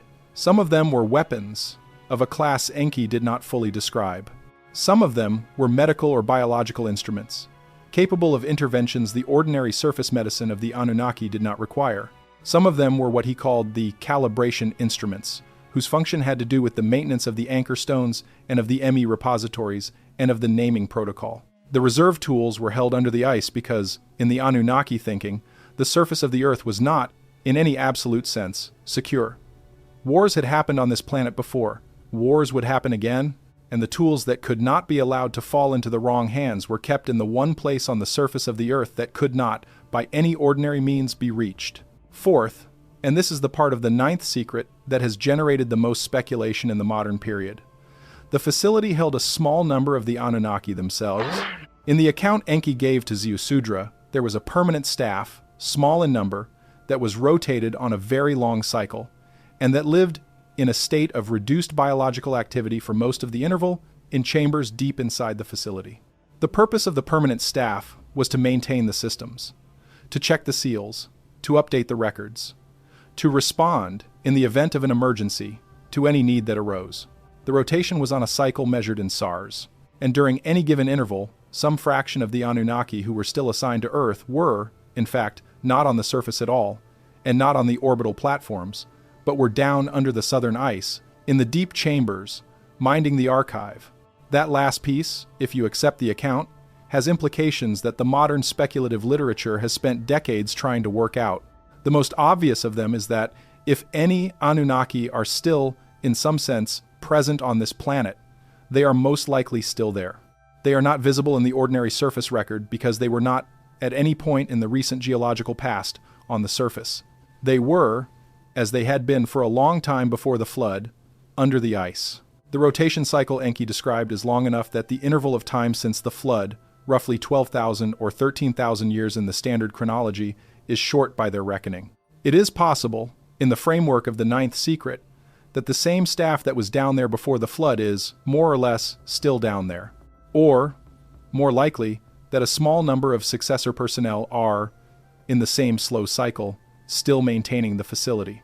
The ordinary surface human race has, until very recently, had no way of confirming or denying any of this. The southern ice sheet was, for most of human history, unreachable. It is only in the last 100 years or so that any human being has stood on the actual continent under the ice, and only in the last several decades that the topography under the ice has been mapped in any detail. Whether there is, at some deep point in that topography, a facility of the kind Enki described is a question that has, in the framework of the ninth secret, an answer, but the answer has not, in the surface record so far, been publicly confirmed. The archaeological and geological trace of the ninth secret is, of all the secrets, the hardest to evaluate. The sub-ice mapping of Antarctica has revealed, over the last several decades, a number of features that some observers have interpreted as suggestive of pre-glacial construction, and that others have interpreted as ordinary geological features that happen, at certain scales, to resemble artificial structures. The mapping is still incomplete. Large regions of the continent remain surveyed only at coarse resolution. The interior basins, in particular, are known mainly through indirect measurements, and the possibility that they contain features that would, on closer inspection, prove to be artificial has not been definitively ruled out. There is also, in the record of the Piri race map of 1513 and of several other early modern maps of the southern hemisphere, a suggestion that some pre-modern cartographic tradition had access to an image of Antarctica in an ice-free state. Those maps have been contested. Their accuracy has been argued back and forth for decades. But their existence is, at the least, difficult to fully explain within the ordinary history of European cartography, and their content matches, to a degree that requires some kind of explanation, the actual sub-ice contours that modern radar has revealed. None of this proves the ninth secret. None of it, in isolation, requires the ninth secret. The mainstream reading of all of these features can be reconstructed without appeal to any hidden facility under the ice. But the ninth secret does, if it is taken seriously, offer a single frame within which several otherwise unrelated pieces of evidence can be brought together. There is a continent under the southern ice that was mapped, in some form, before the ice cover was as extensive as it is now. There is a possibility, based on the sub-ice topography, that the continent contains features that are not ordinary geology. There are traditions, in several ancient cultures, of a hidden place at the ends of the earth where the records of the older world are kept. And there is, in the transmission Enki gave to Ziusudra, a specific and detailed claim about what that place is, why it is where it is, and what it contains. Whether the claim is correct is not something the surface record so far can settle, but the claim is, at least, coherent. It is internally consistent. It is compatible with what has been recovered from the sub-ice mapping, and it fits, in the way the other secrets have fit, into the wider framework of the transmission as a whole. That is the ninth. That is what waits, according to the account, at the deep place under the ice. That is what any surviving human civilization would, in the framework, eventually have to decide whether to look for. The 10th secret was about the Watchers, and this is the secret that, in the coming centuries after the flood, was going to be, in one form or another, at the center of nearly every religious tradition that arose in the ancient world. Because after the flood, the ordinary humans were going to notice something. They were going to notice that even though the Anunnaki Council had largely withdrawn from the surface, even though the great cities of the pre-flood world were gone, even though the aerial vehicles that had once been a common sight in the skies over the mining regions no longer regularly appeared, the human race was not, in fact, alone. Something was watching. Something was, from time to time, intervening. Something was, at very specific points, making itself known. And the ordinary humans, without the background Enki was going to give to Ziusudra, were going to try to make sense of the watching by inventing folk explanations that would, over the centuries, become the entire structure of religion as we now know it. Enki wanted Ziusudra to have the underlying account, so that at least in one line of transmission, the folk explanations would not entirely displace the actual mechanism. The actual mechanism, in the 10th secret, involved several distinct groups. The first group was the small residual staff of the council itself, which after the flood was going to be reduced dramatically from what it had been before. Most of the Anunnaki, according to what Enki told Ziusudra, were going to leave the surface of the earth. Some of them were going to return to Nibiru at the next close approach. Some of them were going to take up positions on the orbital platforms from which they could continue to monitor the earth without being present on it. Some of them, as the 9th secret had already indicated, were going to be down under the ice, on the long rotation, minding the archive. But a small number were going to remain on the surface, in specific locations, doing specific work. Those on the surface were going to be the ones that the surviving humans, in the immediate post-flood period, would most often see, and would most often try to describe in the stories that would eventually become the mythologies of the ancient world. They were going to be described as gods. They were going to be described as heroes. They were going to be described, in the more sober later traditions, as ancient teachers or as culture bringers. Whatever the local vocabulary, the underlying reality was that they were the residual crew. The second group was more complicated to explain, and it is the piece of the 10th secret that has, over the centuries, been most consistently either misunderstood or actively suppressed. This was the group Enki called, in the transmission, the ones who came down but did not go back up. These were, in his account, a subset of the Anunnaki who at some point in the pre-flood centuries had made a decision that was not authorized by the council. They had come to the surface of the earth for what was supposed to be routine duty.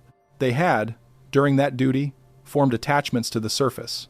They had, in some cases, formed direct biological relationships with human beings, producing offspring whose existence was, in the strict sense of the Anunnaki policy, not permitted. And when the time came for them to rotate off the surface and return to the orbital platforms, or to Nibiru, they had, in various numbers and by various methods, refused to go. They had gone underground. They had gone into remote regions. They had, in some cases, joined the human populations they had come to know. And the council had, over time, largely lost track of them, because the ordinary methods of accounting for the surface staff had not been designed to handle personnel who did not want to be accounted for. This is, in the later tradition, the origin of the fallen ones, the sons of the gods who took wives among the daughters of men, the watchers of the Book of Enoch, the giants of the various early legends, and a large number of related motifs that show up, in different forms, across almost every ancient tradition that inherited any fragment of the pre-flood transmission. The Book of Enoch, in particular, preserves a version of the story that is, in its main outlines, extremely close to what Enki gave to Ziusudra. In that version, 200 watchers came down to the earth in the days before the flood. They took human women as wives. They produced offspring that were not, in the strict sense, either human or Anunnaki, but were a distinct third category of great physical size and, in some accounts, of unusual biological features. They taught the human population things they had not been authorized to teach, including metalworking, weaponry, cosmetics, astrology, and, in the darker accounts, the making of poisons and the making of curses. And they were, at the time of the flood, and in the centuries following, the object of a specific enforcement action by the council, which had determined that their behavior could not be allowed to continue. Enki, in the account he gave to Ziusudra, was careful about how he described this. He said that some of what the later tradition would remember about the Watchers was accurate. They had, in fact, come down. They had, in fact, formed unauthorized relationships. They had, in fact, produced offspring. And the council had, in fact, moved against them. But he also said that some of what the later tradition would attach to the Watchers was inaccurate and was going to become, over the centuries, a source of significant confusion for anyone trying to understand what had actually happened. The Watchers had not, for example, been evil in any simple sense. Some of them had genuinely believed, at the time they made their decision, that staying with the humans they had grown attached to was more important than the abstract loyalty they owed to a council whose policies they had come to disagree with. Some of them had, in effect, defected.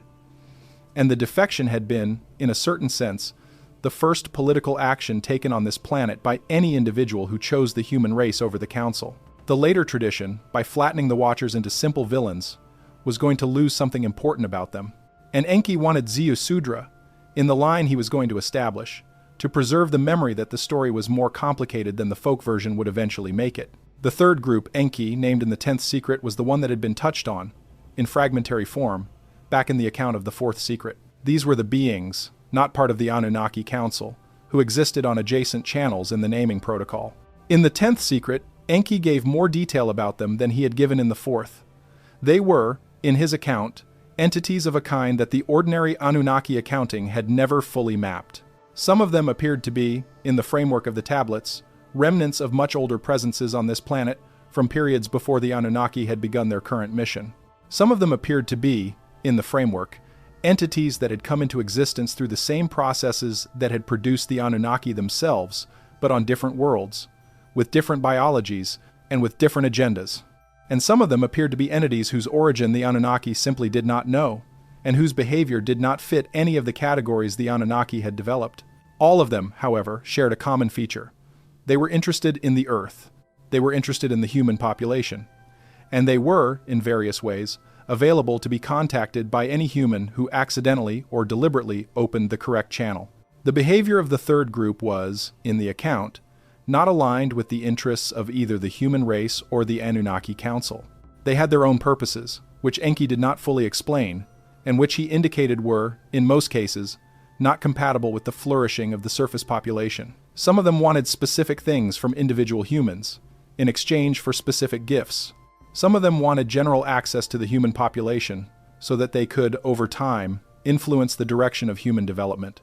Some of them wanted, in the darkest accounts, the destruction of the human line entirely, though the reasons for their wanting this were not, in the transmission, made clear. What they all shared was availability.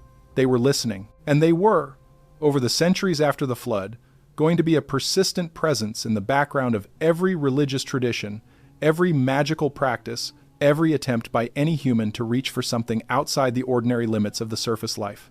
Every such attempt was, in the frame of the 10th, an opening. And every opening was, at least potentially, a chance for one of the third group to come through. The 10th secret, in its wider sense, was therefore about the actual invisible landscape of the post-flood Earth. There were not, as the ordinary folk religion would eventually teach, gods everywhere. There were, in the account, a small number of residual Anunnaki, a somewhat larger and more scattered population of defected Watchers, and an indeterminate number of the third group beings on the adjacent channels. The human race was going to be in contact with all three of these groups, without being able, most of the time, to tell them apart. The residual Anunnaki were going to be treated, in some cultures, as the highest gods. The defected Watchers were going to be treated, in some cultures, as heroic ancestors, and in other cultures as demons. The third group were going to be treated, variously, as spirits of the land, as ancestral goats, as the good folk or the little people, or the jinn or the demons of the local tradition. And all of these categorizations were going to be, in the strict sense of the 10th secret, wrong. They were folk categories, imposed after the fact, on a set of presences whose actual identities were far more specific than any folk category could capture. Enki gave Ziusudra, at the end of the 10th secret, a set of practical instructions for how to deal with the three groups. For the residual Anunnaki, the instructions were simple. If any surviving human ever encountered one, they were to identify themselves as being of the line of Ziusudra, and they were to speak, if they had learned it, the operational name that had been given to them from the transmission. The residual Anunnaki, if they were operating within their authorized parameters, would recognize the identification and would respond. If they did not respond, or if their response was hostile, the human was to withdraw. For the defected Watchers, the instructions were more nuanced. The defected Watchers were, on the whole, sympathetic to the human population, but they were, at various points, subject to the enforcement actions of the Council, and any human associated with them could become collateral damage in an enforcement operation.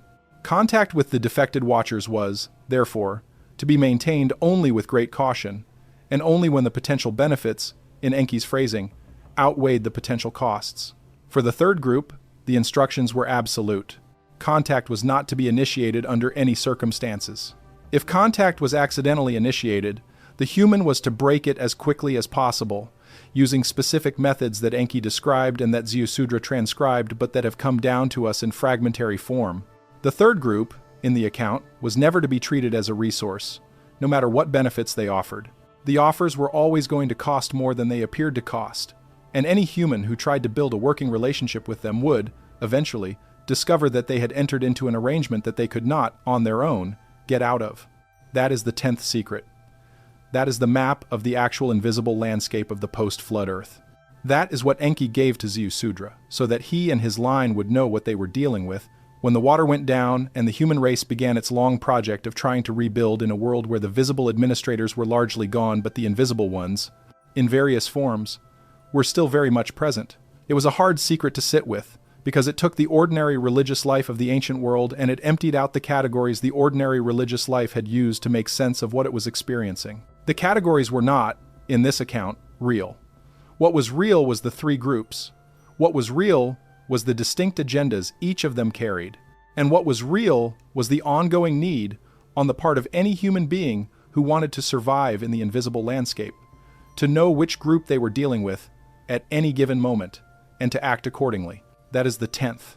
That is what Enki wanted the man in the reed hut to carry with him when the water came and when the world he had known was washed away. The 11th secret was about the soul, and to give it to Ziusudra, Enki had to work backward from a set of observations that any thoughtful human being will, at some point in their life, have made on their own. Human beings, in the account, are not simply biological creatures. They are biological creatures with a specific and reproducible feature that the ordinary biology does not, on its own, account for. That feature is the presence of a continuous point of view. Every human being, from the moment they are old enough to notice, has the experience of being someone. The someone is stable across time. The someone is the same someone, whether the human is awake or asleep. The someone persists across ordinary biological changes, across the slow replacement of the cells of the body, across the changes of age, across the accumulation of memories. And the someone, in the ordinary human experience, feels itself to be something that is not, in the strict sense, identical with the body it is in. Every ordinary human being has, at some point, the experience of being distinct from their own body. Every ordinary human being has, at some point, the experience of being distinct from their own thoughts. And every ordinary human being has, at some point, the experience of wondering whether the someone, at the deepest level, might continue after the body it is in has stopped functioning. Enki, in the 11th secret, gave Ziusudra an account of what the someone actually is, and of what happens to it when the body stops. He did this because he wanted the surviving humans to have, at a minimum, an accurate picture of their own basic architecture. And because he knew that after the flood, in the coming centuries, the human race was going to develop an enormous and confusing variety of folk accounts about death and the afterlife, most of which would be either badly incomplete or actively misleading, and he wanted at least one line of transmission to have the underlying account intact. The underlying account had, in his framing, 3 parts. The first part was the description of what the someone is. The second part was the description of what happens to it when the body dies. And the third part was the description of what the surviving humans, if they knew how, could do about the situation.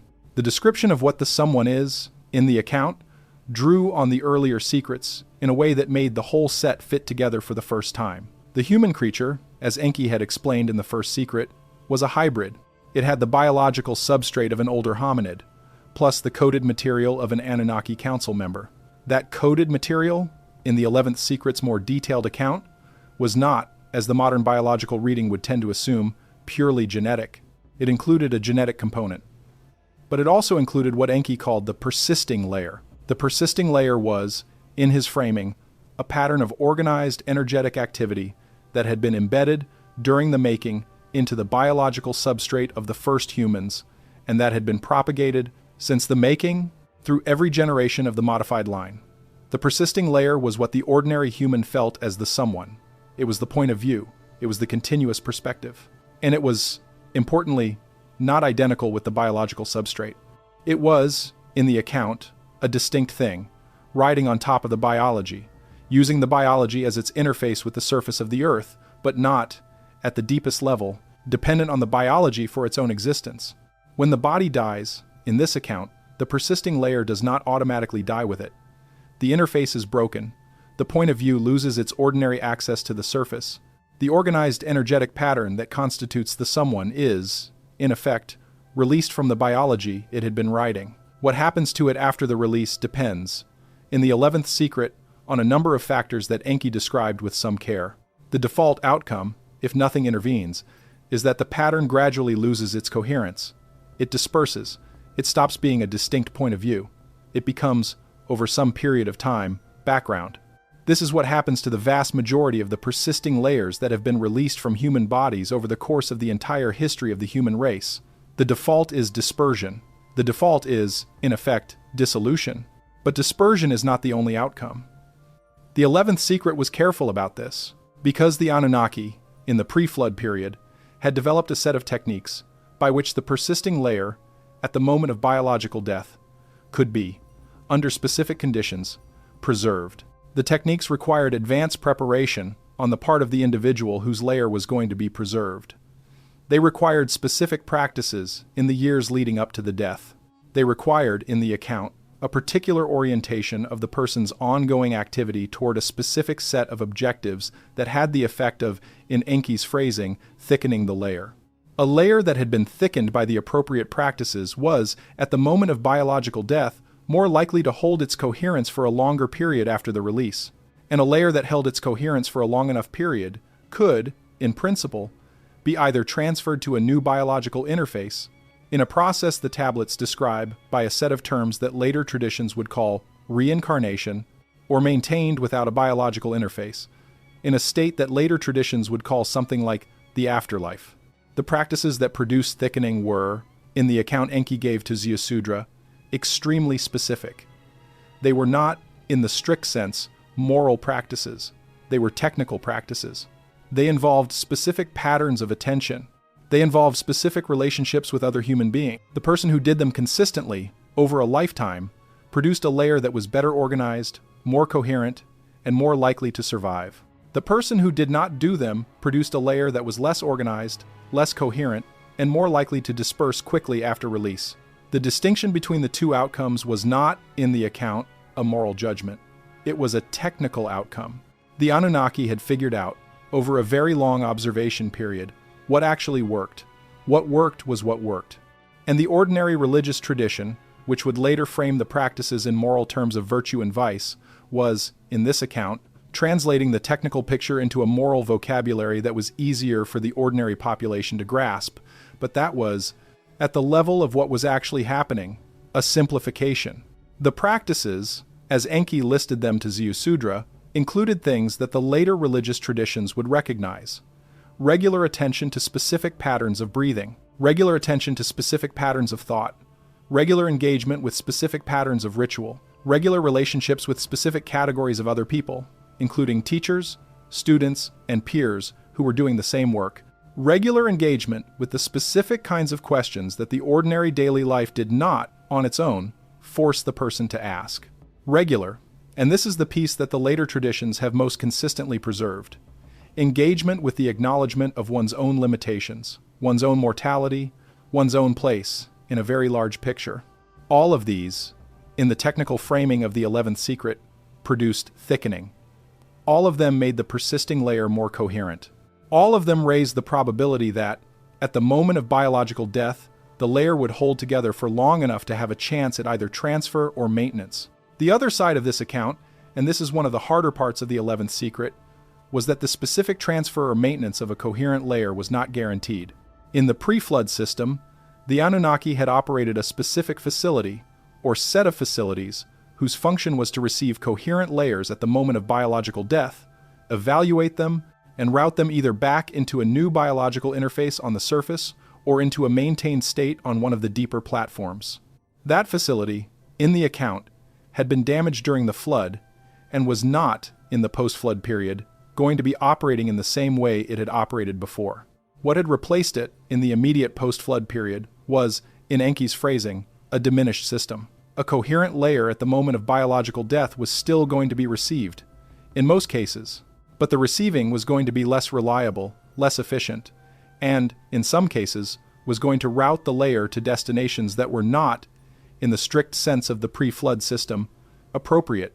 Some coherent layers were, in the post-flood period, going to end up in the hands of the third group of beings that the 10th secret had described.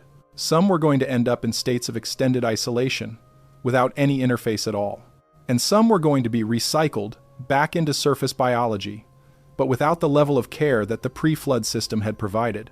The task of the surviving line, in the account, was therefore twofold. On one hand, the surviving line was to preserve, as accurately as possible, the knowledge of the practices that produced thickening. This was, in the 11th secret, one of the primary purposes of the whole transmission. The practices had to be remembered. They had to be transmitted. They had to be, generation after generation, actually carried out by at least a small number of people, so that the technique did not die out with any one death. On the other hand, the surviving line was to be honest with itself and with the wider population about the limitations of the current system. The pre-flood facility was not going to be fully operational again for a very long time, if ever. The routing was going to be imperfect. The outcomes were not going to be, for any individual, guaranteed. And the honest response to this, in Enki's framing, was not to invent, as the later religious traditions would, elaborate stories about heavens and hells that were not, in the strict sense, accurate. The honest response was to acknowledge that the situation was uncertain, that the practices raised the probability of good outcomes without ensuring them, and that the best any individual could do was to do the practices, live the life, and accept the result. The 11th secret, in its wider form, therefore included an account of the whole architecture of the human being that no ordinary religion has ever quite preserved intact. The human being is a hybrid biological creature carrying, on top of the biology, a persisting layer of organized energetic activity. The layer can be thickened by specific practices or thinned by their absence. At the moment of biological death, the layer is released. If it is thick, it holds. If it is thin, it disperses. If it holds, its subsequent destination depends on a system of routing that was, in the pre-flood period, operated by the Anunnaki, and that is, in the post-flood period, in a state of degradation.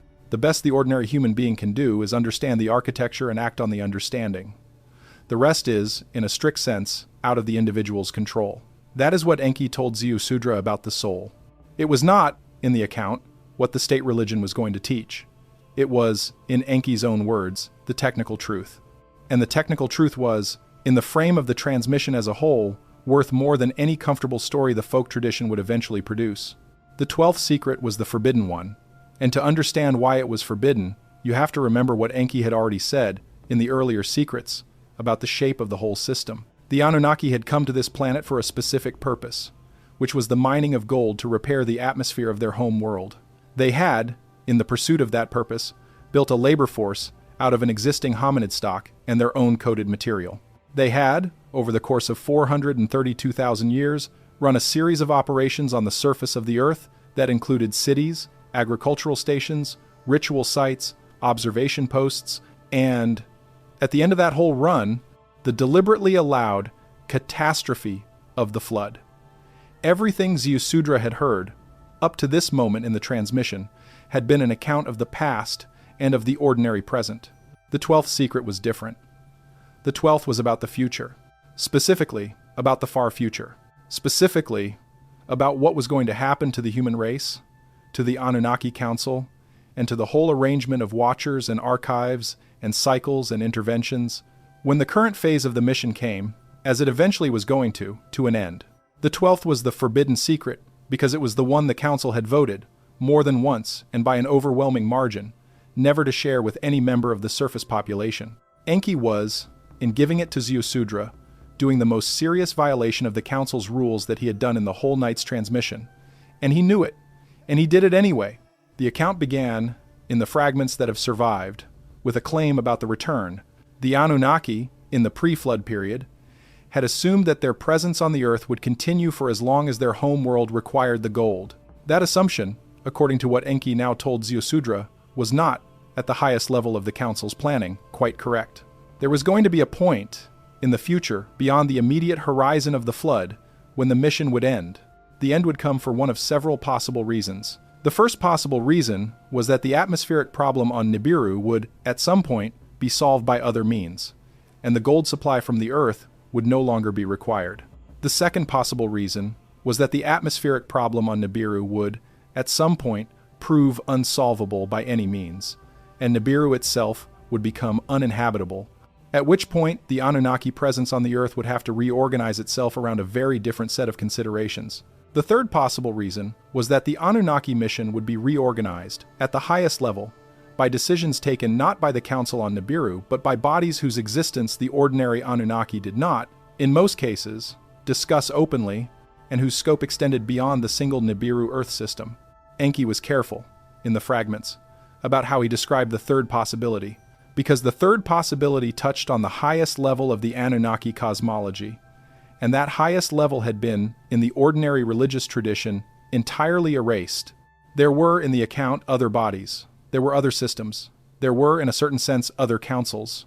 The Anunnaki were not, at the deepest level of the picture, alone in the universe. They were, in fact, one of a large number of related groups, spread across a network of relationships that Enki did not fully explain, and whose collective decisions could, on occasion, override the local decisions of any single council, including the Nibiru Council itself.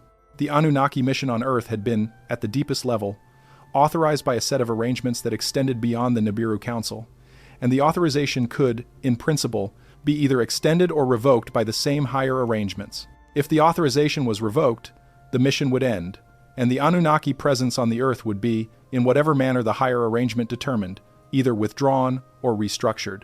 The current Sar, according to the 12th secret, was one of the early Sars in what Enki called the closing period. The mission was not, in the immediate future, going to end, but the closing period had begun. The signs of it were already, in various ways, visible to observers who knew what to look for.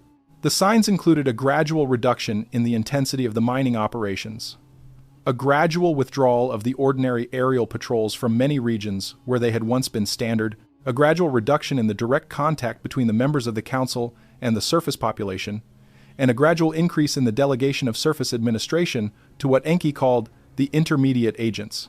The intermediate agents were, in the account, a category of being that had not been mentioned in the earlier secrets, and that Enki described only briefly.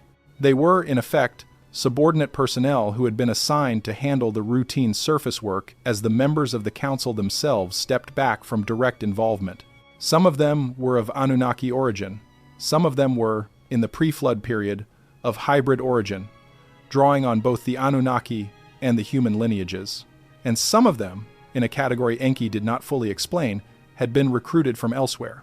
Whatever their origins, the intermediate agents were going to be, in the post-flood centuries, the primary interface between the ordinary human population and the remaining infrastructure of the Anunnaki system. And the ordinary human population, without knowing it, was going to interact with the intermediate agents in a variety of ways that the ordinary human population was going to interpret, mostly in religious terms. The end of the closing period, in the 12th secret, was going to come at a point Enki could not precisely date, but whose approximate location on the calendar he did specify.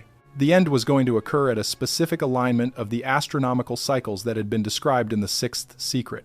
The great year of 25,920 Earth years was going to complete a certain number of turns since the beginning of the current mission. The Sar of 3,600 Earth years was going to complete a certain number of turns within the great year. And at the point where the completed count of the great year cycles matched a specific number that Enki gave in the transmission, but which has not come down to us intact in the fragments, the closing period would be over, and the next phase would begin. The next phase, whatever it was going to be, was not going to look like the current phase. It was going to involve, in some form, a resolution of the question that had been left open since the making of the human race. The question was whether the human race was going to be, in the final judgment of the higher arrangements, a success or a failure. If it was a success, it would be continued, in some new configuration, into whatever came after. If it was a failure, it would be, in some manner, discontinued. The criteria for the judgment, in the 12th secret, were more specific than the folk religious language of the ancient world would ever quite manage to capture. They were not, in the account, Moral criteria, in the simple sense that the later religious traditions would try to impose. They were, in Enki's framing, functional criteria. The human race had been made, originally, to solve a labor problem. That was the initial spec.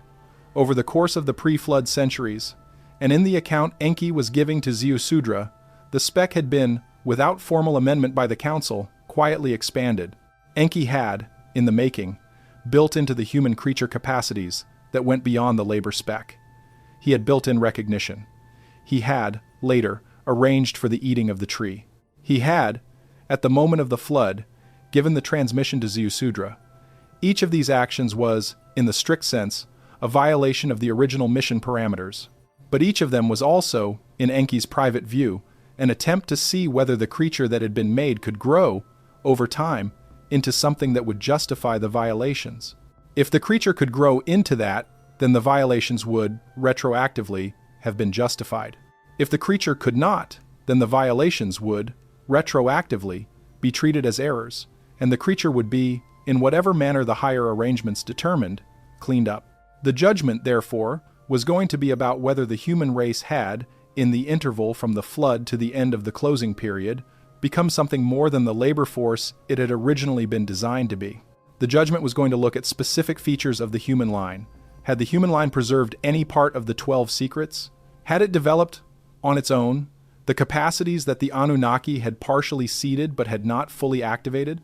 Had it, in the aggregate, over the course of the closing period, produced individuals whose thickened, persisting layers survived their biological deaths in the manner that the 11th secret had described? Had it, in its cultural production, generated anything that added, in a strict functional sense, to what the Anunnaki had originally given?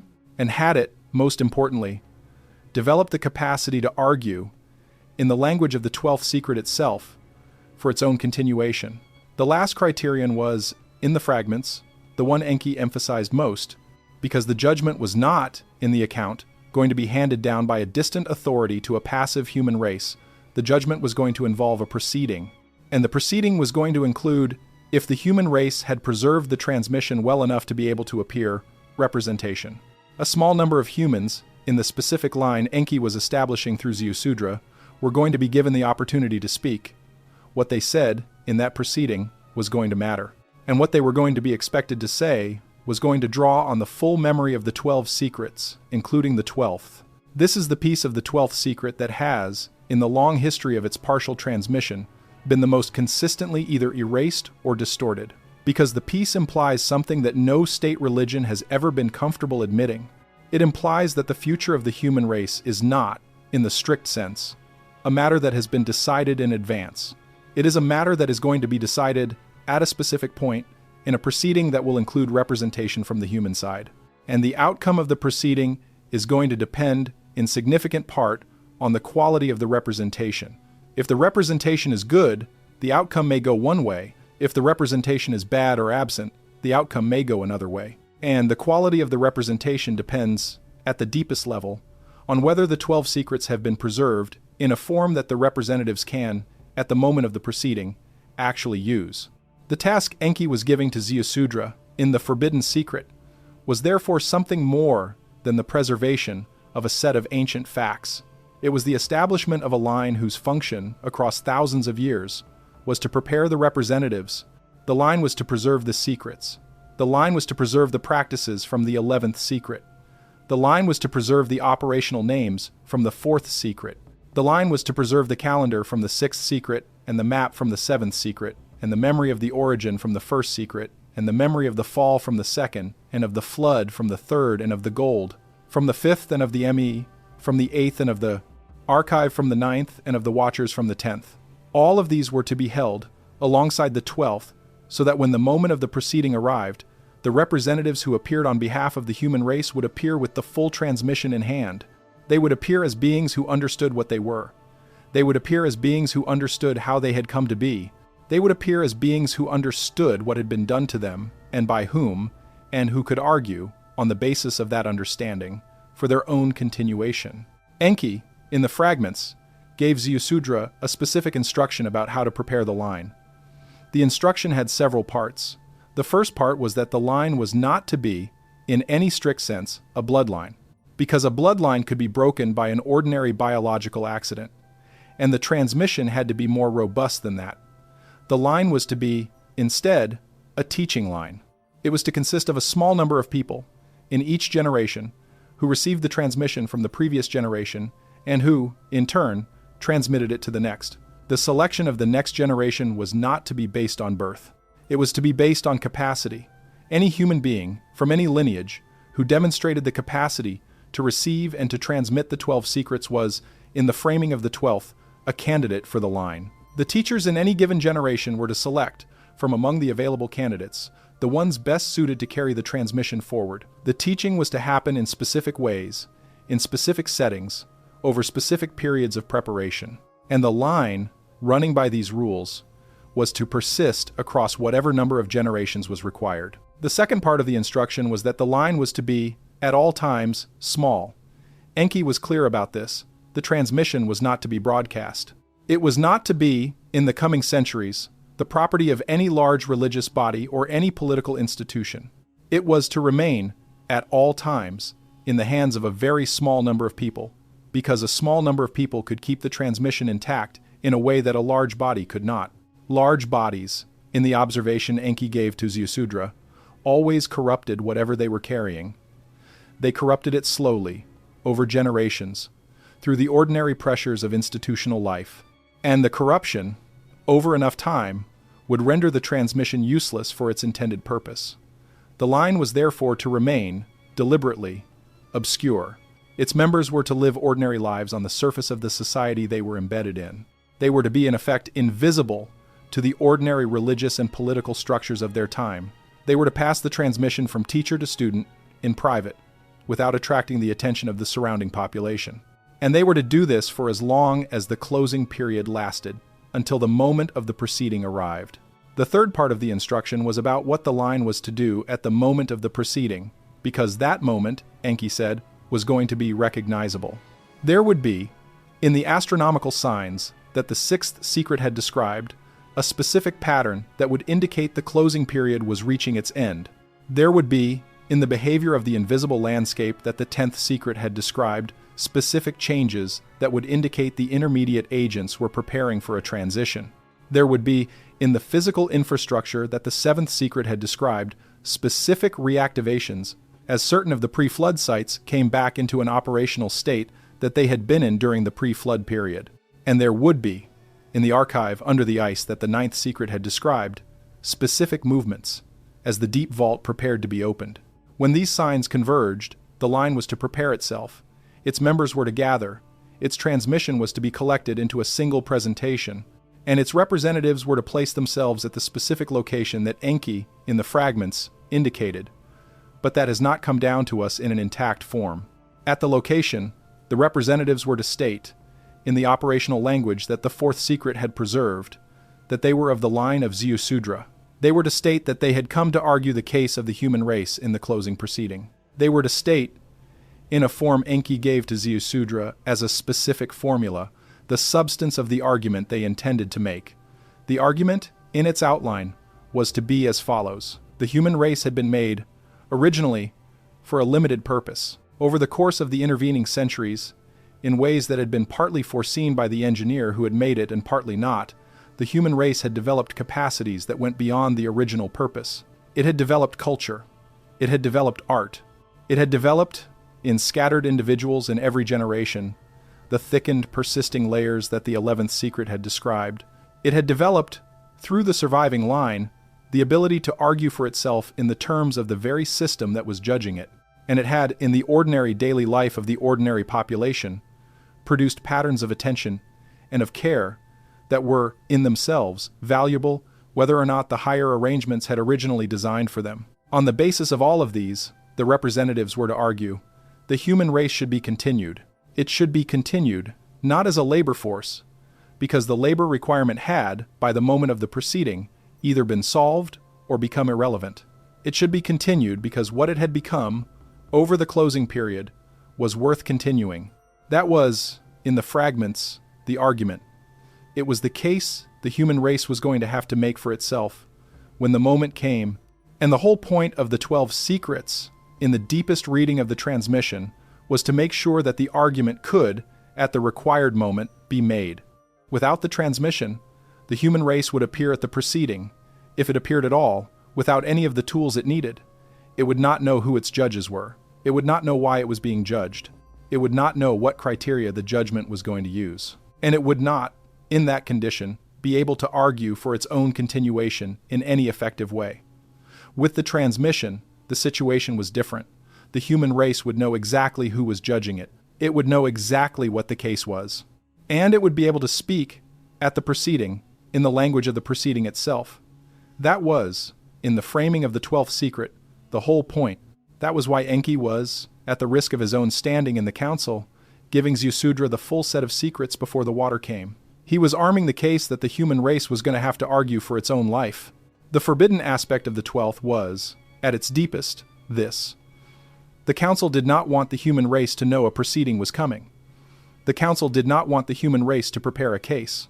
It preferred that the human race arrive without awareness, so that the outcome would be entirely determined by the council itself. Enki, in giving the 12th to Ziusudra, subverted that preference. He was ensuring that at least one line of humans would arrive prepared. He had made the humans. He knew what he had put into them. He was not willing to let them face the closing proceeding without the tools to argue their own value. That, in the fragments, was his final act as their engineer. He was giving them the ability to speak for themselves. Ziusudra, at the end of the 12th, was silent for a long time. He asked Enki whether the case was going to be won. Enki answered that he did not know. The proceeding was still in the far future. The signs of its approach were not yet visible. The human race had, before it, thousands of years in which to develop, to preserve or lose the transmission, to become or fail to become the kind of creature that could argue effectively at the proceeding. Enki could not, at the moment, know how it was going to turn out. What he could do was give the human race the tools. What the humans did with the tools was up to them. Ziusudra asked one more question. He asked whether Enki himself would be at the proceeding. Enki said he did not know. His own status was not guaranteed. The council might, by then, have taken action against him for exactly the kind of unauthorized transmission he was conducting. He might be recalled. He might be reassigned. What he could commit to was this. If he was in a position to be at the proceeding, he would be there. If he was not, he had made arrangements for a representative to appear on his behalf. The humans, in either case, would not go into the proceeding without at least one advocate from the making side. That was the least he owed them. That is the 12th. That is the forbidden secret. The proceeding was coming. The case was going to have to be made. The tools had been given. The line, running quietly across the centuries, would preserve them and be ready, when the moment arrived, to bring them forward. That was what all the other secrets had been leading to. That was the reason Enki had violated his oath. That was the reason the whole night's transmission had taken place. And that is why, in the surviving fragments of the ancient astronaut tradition, and in the scattered pieces of the mystery religions, and in the coded traditions that have been passed down since Ziusudra stepped off the boat, the 12th has never, until this moment, been given openly. It has been kept close, because it is the one that says the human race is not, at the deepest level, alone. It has judges, it has advocates, it has a case to make. And it has, in principle, a chance. That, in one direct paragraph, is what has been kept from every ordinary religious tradition for several thousand years. The traditions have preserved fragments. The Book of Enoch preserved a piece of the 10th. The Egyptian tradition preserved a piece of the 11th. The Greek mysteries preserved a piece of the 4th. The Hebrew tradition preserved a piece of the 2nd. The Sumerian tablets preserved pieces of the 3rd and 5th and 6th. The megalithic sites preserved, in stone, pieces of the 7th. But no single tradition has been permitted by its own institutional structure to preserve the 12th. The 12th, if it had been openly preserved, would have changed the character of every religion that received it. It would have moved the religion from ordinary submission to a distant authority into a system of preparation, in which the human being was expected to develop specific capacities in service of a specific case that would, at a specific point in the future, have to be made. That is not the shape of any religion the ordinary world has inherited. It has existed only in the closed hands of a very small line, running quietly across the centuries, holding the whole set in trust. Whether that moment has begun to approach is a question the 12th does not answer directly. But the framework provides observers with a set of markers to watch for. The astronomical alignments of the 6th are in a specific phase whose relationship to the closing signature can be roughly calculated. The invisible landscape of the 10th is, according to various observers, going through changes not fully explained by ordinary factors. The infrastructure of the 7th is being re-examined with tools no previous generation has had. The archive of the 9th is in a state of increased scientific attention. Each is a small marker. Taken together, they may or may not indicate the closing period is entering its final phase. Observers watching carefully cannot say with confidence one way or the other. What they can say is that the moment of the proceeding, whenever exactly it comes, is going to come. And when it comes, the case will have to be made in the language the 12th gave, by representatives who received the transmission through the line. Enki established on the last night before the water came, in the reed hut at Shurapak. Now let us walk back, one more time, through the whole set, because the order was part of the message. Going through the order at the end, with the 12th in view, changes what each of the earlier ones means. This is the second reading. It is the reading Ziusudra himself spent the remaining years of his life doing, and it is, in the frame of the transmission as a whole, the way the transmission was always meant to be read. The first secret told you what you are.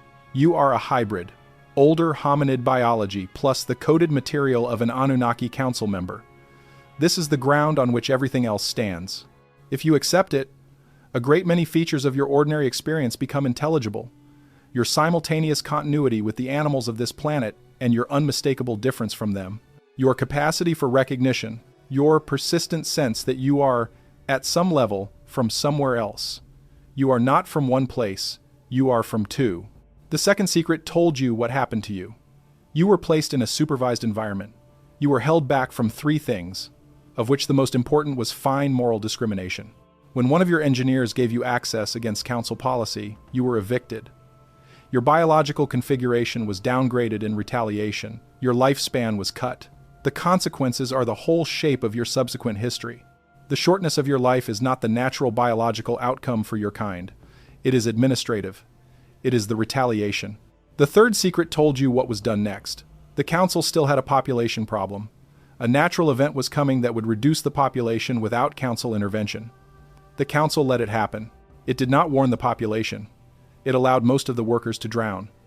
Your survival, and the survival of the line you descend from, was not the council's plan. It was one engineer's unauthorized action. Everything you are is here because one being, on one night, decided that the plan of the council was wrong. The fourth secret told you how to speak to the ones who did this. The naming protocol, the operational addresses, the conditions under which those addresses would work. The warning that improper use could open channels to beings whose interests were not aligned with either the humans or the council. The fourth is the piece of the transmission that has been, in the centuries after Ziusudra, most consistently abused or lost. Almost every priesthood that inherited a fragment corrupted it. Almost every mystical tradition that received a fragment lost it through oral degradation. And yet the protocol, in principle, still exists. Whether any modern human being would know how to reach the council is a question the transmission does not fully answer, but the possibility, at least in principle, remains. The fifth secret told you why you were made. Gold. The atmospheric problem on Nibiru. The council mutiny that forced the decision to build a substitute workforce. The mining operations in southern Africa, South America, the Urals, and western North America. The refining site in the Sinai. The shipping schedule tied to the passages of Nibiru. You were, at the level of the initial spec, a mining tool. What you have become is not what the initial spec described. And the difference between what you were designed for and what you have become is, in the frame of the 12th, the substance of the case you will have to make. The sixth secret told you the calendar. The great year of 25,920 Earth years. The SAR of 3,600 Earth years. The intervals at which the council reviews the state of the operation and takes major actions. The pattern of the resets. This is the piece of the transmission that gives you your bearings in time. With it, you can, at least approximately, count. And the counting tells you the current period is not a stable period. It is a period of transition. The changes visible in the current century are not, in the frame of the sixth, random. They are the ordinary phenomena that occur when a long calendar cycle approaches one of its major inflection points.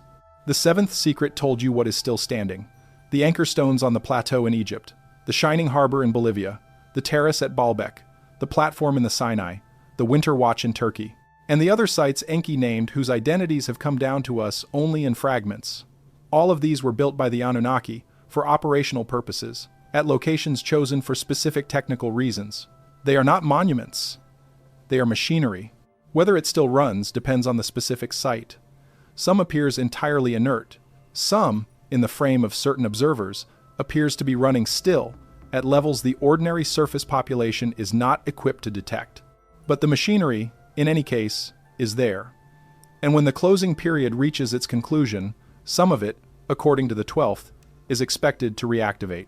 The 8th secret told you about the software, the ME, the operating instructions of civilization, held originally at Eridu, distributed during the pre-flood period, backed up to Uruk in the Inanna transfer, and still running in every human civilization on this planet today. The specific features of your ordinary daily life that you take for granted, the calendar, the structure of the family, the code of law, the shape of the courtroom and the marketplace and the school and the temple, are not natural inventions. They are downstream of the packages, and the ordinary resistance you feel to changing any of these features is, in the frame of the 8th, the resistance of the software to being rewritten. When the closing period concludes, the human race will have to decide whether to keep the packages or move past them. The decision will be easier if the memory that pre-package options were once real is still, somewhere, alive. The 9th secret told you what is under the ice, the Great Archive, the genetic library, the documentary record of the whole mission, the reserve tools, the small permanent staff on the long rotation, minding the facility. This is the ultimate physical backup of the Anunnaki presence on this planet. It has not been reached, so far as the ordinary record can tell, by any modern expedition. Whether it will be reached before the closing period concludes is a question the 9th does not answer. What it does say is that the facility is there. Its records are, in principle, recoverable, and if the human race ever does reach it, the recovery will change, in the deepest sense, what the human race knows about itself. The tablets Ziusudra wrote would be checked against the enduring plates. Discrepancies would be resolved. Gaps would be filled.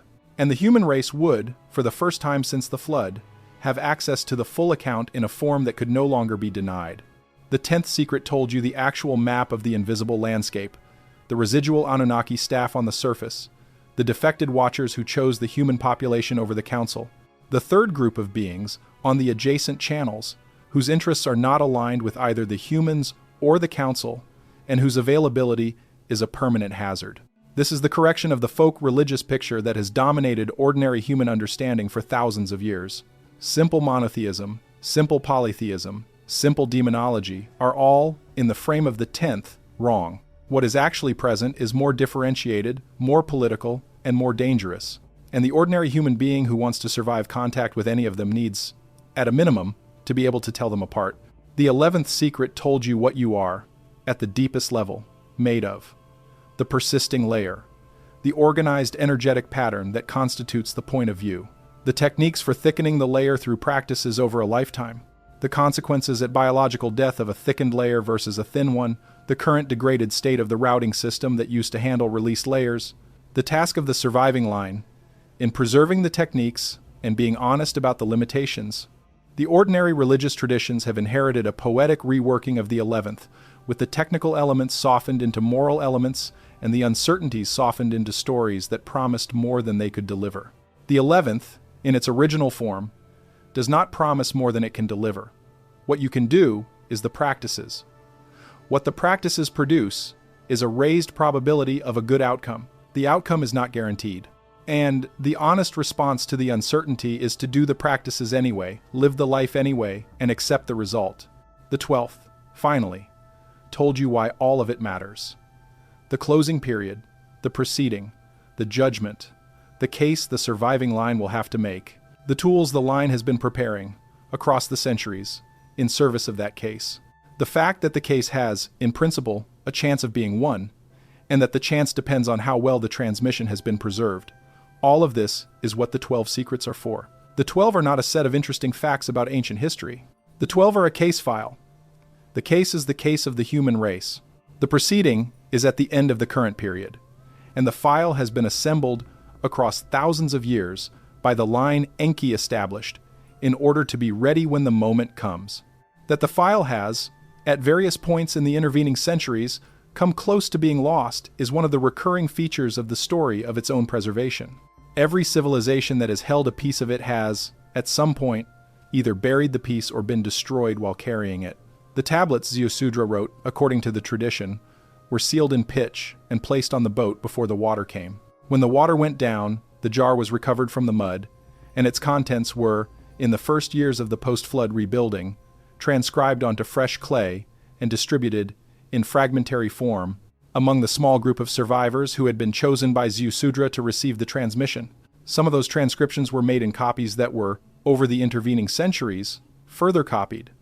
Some of the copies were sent to specific locations for safekeeping. Some of them ended up in the temple libraries of the earliest post-flood cities. Some of them ended up in the private hands of specific teachers who passed them from student to student across generations, and some of them, inevitably, were lost. The most complete of the surviving copies was, according to the reconstruction that has been attempted in the modern period, buried at some point during the 2nd or 3rd millennium before the Common Era, in a location that has been variously identified as being in the ruins of Nippur, in the ruins of Sippar, or in the ruins of Nineveh. The tablets that Ashurbanipal, the king of Assyria, collected in the 7th century before the Common Era, and that formed the basis of the Great Library at Nineveh, appear to have included a portion of the surviving copies. When the library was excavated by the British archaeological expeditions of the 1850s under the direction of Austin Henry Layard and his successors, the tablets were removed to the British Museum in London, where they have remained ever since. The first translations of the tablets, in the 1870s and 1880s, produced the modern rediscovery of the Sumerian and Akkadian accounts of the making of humankind, the flood, and the various interactions between the gods and the surface population. But the translations, in the ordinary academic literature, have not treated the tablets as a case file. They have treated them as mythological texts. The framework of the 12 Secrets, in which the tablets are the surviving fragments of a specific transmission with a specific purpose, has not been the mainstream reading. It has been, at best, a minority reading. And it has been, in the various forms it has taken over the last century and a half, a reading that the ordinary academic establishment has been reluctant to consider seriously. That reluctance has, in the 12th Secret's framing, been part of the ordinary shape of the closing period. The closing period is not, in the frame of the 12th, a period in which the transmission is openly recovered. It is a period in which the transmission remains, mostly, in the hands of the small line that has been carrying it, while the ordinary academic and religious institutions of the surface world produce, for their own reasons, accounts of the ancient past that do not include the framework. The framework becomes available, in this period, only to observers who are prepared to look at the same evidence the mainstream is looking at, and to read it in the light of the transmission. The pattern of pre-flood civilization becomes visible, in this light, in a way it does not become visible in the ordinary reading. The megalithic sites become intelligible as machinery, the astronomical alignments become intelligible as instruments. The mythological texts become intelligible as fragments of a case file. The Anunnaki become intelligible not as gods in the ordinary religious sense, but as an administrative and engineering body with specific interests and specific policies and specific internal disagreements. The whole picture becomes something other than what the mainstream reading has, for the last century and a half, said it was. Whether the observers who see this picture are correct is a question that will not, in the strict sense, be settled by the ordinary methods of the surface science. It will be settled, if it is settled at all, at the proceeding. What is left, in the meantime, is the work of preservation. The transmission has to be kept. The practices, from the 11th Secret, have to be carried out by at least some number of people in each generation. The operational names, from the 4th Secret, have to be remembered, in a form that at least a small number of people can, in principle, use. The calendar, from the 6th, has to be understood. The sites, from the 7th, have to be watched. The archive, from the 9th, has to be, when the moment comes, sought. The invisible landscape, from the 10th, has to be navigated with the appropriate care. And the case, from the 12th, has to be prepared. All of this is what the small line has been doing, quietly, for as long as the transmission has been in circulation. And all of this is what any person who has received the transmission through this or any other channel is being invited to consider whether they want to participate in. The invitation is not, in the framing of the 12th Secret, an invitation to any specific institutional membership. It is not, in the strict sense, an invitation to join anything. It is rather an invitation to take the transmission seriously, to sit with the framework it provides, to hold the 12 secrets alongside the ordinary events of the ordinary daily life, and to see whether the framework, over time, adds anything to the ordinary understanding of what the daily life is. If it does not, then the transmission can be, for that individual, set aside. If it does, then the transmission can be, for that individual, held in mind, considered further, tested against additional evidence as the evidence comes, and, at some point, either accepted as approximately correct or rejected as not sufficiently supported. That is the ordinary process by which any framework, whether the one Enki gave to Ziusudra or any other, becomes part of the working understanding of any thoughtful person. The transmission does not, in the 12th Secret's framing, ask more than that. But it does ask that, and the reason it asks that, and not less, is that the 12th Secret is, at bottom, a claim about the human race that is only useful if enough human beings actually receive it and take it seriously. If the transmission is treated as a curiosity, as a piece of ancient speculation with no bearing on the current period, as a set of interesting texts that can be studied and catalogued and then filed away, then the transmission has, in the strict sense, failed. It has been received but not acted on, and a case file that has been received but not acted on is, when the proceeding arrives, of no use. It cannot argue. It cannot advocate. It cannot make the case. The whole reason Enki violated his oath in the reed hut at Shurapak was to provide the tools that the case would require. If the tools are not, in the end, used, the violation was wasted. Enki himself, in the fragments, was aware of this risk. He said, in one of the passages that has come down to us in the best condition, that the transmission would be of value only if there was, at the moment of the proceeding, someone left to receive it, understand it, and speak from it. If there was not, then the transmission would have been, in the strict sense, an act of hope on his part that turned out to be misplaced.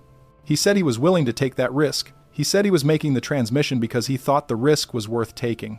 Whether he was right, and whether the human race that eventually inherited the transmission would, in the aggregate, prove worthy of it, was a question that only the intervening centuries would answer. We are living, according to the frame of the 6th Secret, in one of the intervening centuries. We do not know, from where we stand, exactly where we are on the calendar of the closing period. We do not know exactly how many SARs remain until the proceeding.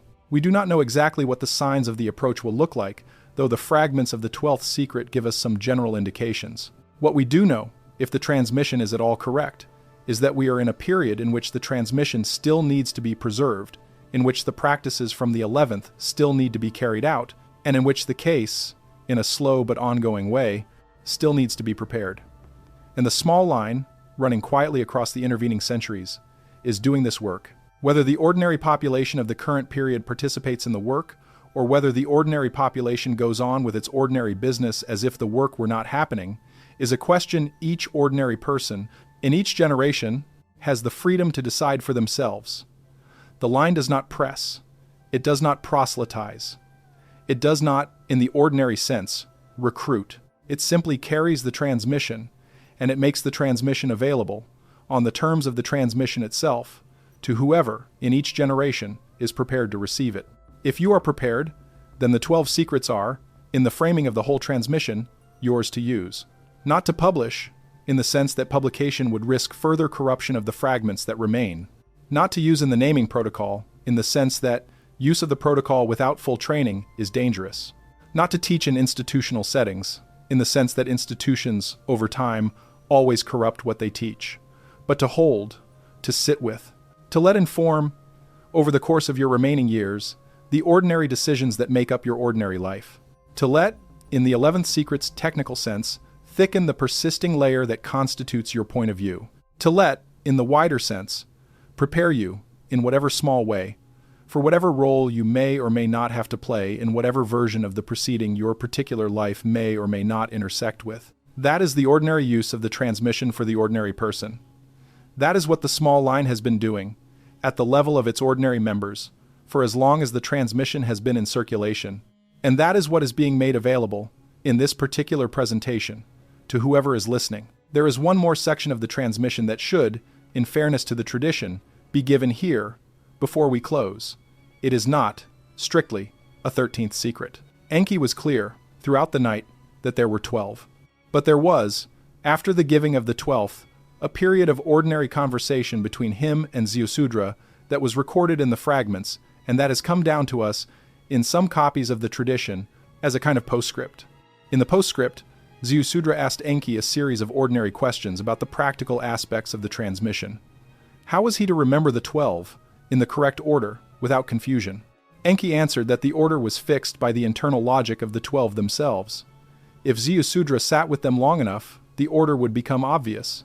Each secret pointed forward to the next. Each contained the setup for the one that followed. And the whole set, taken as one document, had a shape that could not, once seen, be forgotten. How was he to know when he had understood any given secret well enough to teach it? Enki answered that understanding was not, in the strict sense, ever complete. The secrets would continue to disclose themselves over the course of a lifetime of sitting with them in ways that would not, at any early stage, be predictable. What Ziusudra needed, in order to be able to teach, was not complete understanding. It was enough understanding to be able to transmit the pattern accurately, and enough humility to know that his own understanding was, at any given moment, incomplete. As long as both of these were present, the teaching would be, at least, honest. And honest teaching was, in the frame Enki gave, the minimum requirement. How was he to select the students? Enki said this would take care of itself. The students, in each generation, would announce themselves. They would be, in the ordinary population, the people who arrived at the same questions the transmission answered, on their own, without any prompting from anyone who already carried the transmission. When such a person arrived, and could be identified as having the internal capacity to receive the transmission, the teacher would recognize them, and the transmission would move. This was, in Enki's framing, the natural mechanism of the line. It did not require deliberate recruitment. It required only the presence of teachers who were prepared to recognize students when they appeared. And in every generation, in the ordinary population of the surface of the earth, some number of people would, without knowing why, arrive at the questions. And the teachers, who had been waiting for them, would meet them, and the line would extend by one more link, and the transmission would move forward. What was the transmission itself, at the deepest level, for? Ziusudra asked this last question after the sun had come up on the morning of the flood, when the sky was already beginning to darken with the first of the storms and when there was, in the ordinary sense, no more time for questions. Enki gave, in the fragments, the shortest of his answers. He said that the transmission was for the human race to know itself. That was all. It was for the human race to have, in its own hands, an accurate account of what it was, where it had come from, what had been done to it, what it had become, and what was coming. With that account, the human race could, in principle, act on its own behalf in the coming period. Without it, the human race could not. Everything else, all the specific practices, all the operational names, all the calendars and the maps and the case files, was in service of that one purpose. Self-knowledge. That was the whole point. That was what the 12 secrets, taken together, were about. And that was what the small line, running quietly across the intervening centuries, was preserving. It was preserving the account by which the human race could, if it chose to, know itself. And knowing itself was, in the frame of the 12th secret and of the whole transmission, the condition of everything else that was going to matter in the coming period. Ziusudra took the pitch jar. He sealed the tablets inside it. He carried the jar to the boat. He placed it in the innermost chamber of the boat, where the water would not reach it even if the outer chambers were breached. He returned to the reed hut. Enki was already gone. The storm was already beginning. The wind was already rising off the marshes, and the first of the heavy rain was already starting to fall. Ziusudra called his family and the craftsmen and the animals to the boat. He gave the last instructions. He climbed aboard, and when the water came, the boat rose with it, and the reed hut was gone, and the marshes were gone, and the city of Shurapak was gone, and the whole of the pre-flood world, city by city and region by region, went under, and by the end of the second day, the surface of the earth from horizon to horizon was water. And above the water, in one small vessel of pitch-sealed wood, one man carried, in a jar, the account of what had been done and what was coming and what the human race, if it survived and if it remembered, was going to have to argue for itself when the moment came. That is where the story of the transmission, in its narrow historical sense, begins. That is the moment at which Ziusudra becomes the carrier. Everything from that moment forward is the history of the transmission's slow and imperfect and sometimes fragmented passage through the centuries. He landed the boat, according to the tradition, on the slopes of a mountain whose identity the various later traditions have located in different places. The Babylonian account places the landing at Mount Nisir, in the mountains of what is now northern Iraq. The Hebrew account, working from the same underlying tradition, places the landing at Mount Ararat, in what is now eastern Turkey. The various local traditions of the Zagros Mountains and the Caucasus Mountains have their own identifications. Which of these is the actual landing site is not, in the frame of the 12 secrets, of any particular importance. What matters is what Ziusudra did after the landing. He unloaded the boat. He established, in the years that followed, a small settlement in the region. He gathered around him the first of what would become the line of teachers. He transmitted, to each of them in turn, the 12 secrets. He arranged for the tablets in the pitch jar to be preserved in the innermost chamber of the settlement, as the master copy against which the transmission could always, in principle, be checked. And he lived, according to the tradition, for a long time after the flood, during which he watched the human race begin its rebuilding. The rebuilding, as the seventh secret had already indicated, would proceed on top of the pre-flood infrastructure. The Great Pyramids on the Egyptian plateau were, when the first of the post-flood settlers reached them, already standing. The terrace at Baalbek was already standing. The complex at Tiwanaku was, in some fragments, still partly buried under the mud from the flood, but was uncovered over the following centuries, and became again a place of religious attention. The tunnels under Cappadocia were rediscovered by the migrating populations of the region and were reused as shelter. The site at Sinai, in the fragments, was already partly damaged by the actions the council had taken during the flood, but the outlines of it remained visible for a long time afterward, and the various later traditions of the Mountain of the Gods in the Sinai Peninsula preserve, in scattered form, the memory that something of significance had once been there. The archive, under the southern ice, in the frame of the ninth, remained inaccessible. It has, in the intervening millennia, remained inaccessible. Whether it will be reached, at some point in the current or coming centuries, is a question the ninth does not answer directly, but that the movement of modern science, in its examination of the Antarctic, has at least begun to make thinkable. The rebuilding, at the level of the ordinary population, produced the first of the post-flood civilizations. Sumer, in the century after the flood, was resettled by descendants of Ziusudra and by other survivors who had come down from the mountains where the flood had not reached. The cities were rebuilt, in most cases on top of the older foundations. Eridu was re-established as a ritual center, in memory of its pre-flood status as the repository of the ME. The other cities, Uruk and Ur and Nippur and Kish and Lagash and the rest, were founded or refounded in the following generations. The kingship, in the tradition, descended after the flood, in a phrase that the Sumerian king list preserves in a distinctive form. The first of the post-flood kings ruled from Kish. The kingship passed, over the centuries, from city to city. And throughout the long sequence, the small line that Ziusudra had established persisted, in most cases outside the ordinary structure of the kingship, in what the fragments describe as the quiet houses, the schools that did not advertise themselves, the teachers who took students one at a time and passed the transmission voice to voice through the generations. The line was, throughout this whole period, obscure. It was not, in any of the ordinary chronicles of the Sumerian or Akkadian or Babylonian or Assyrian periods, mentioned by name. It moved beneath the level of the ordinary historical record, doing its work, waiting for the moment when the work would be needed. The tablets in the pitch jar, according to the tradition, remained in Ziusudra's settlement for several generations. At some point, in a period the fragments do not precisely date, they were moved. The reason for the movement was that the settlement had become, over the intervening centuries, too well known, and the risk that the tablets would be discovered by someone outside the line had become unacceptable.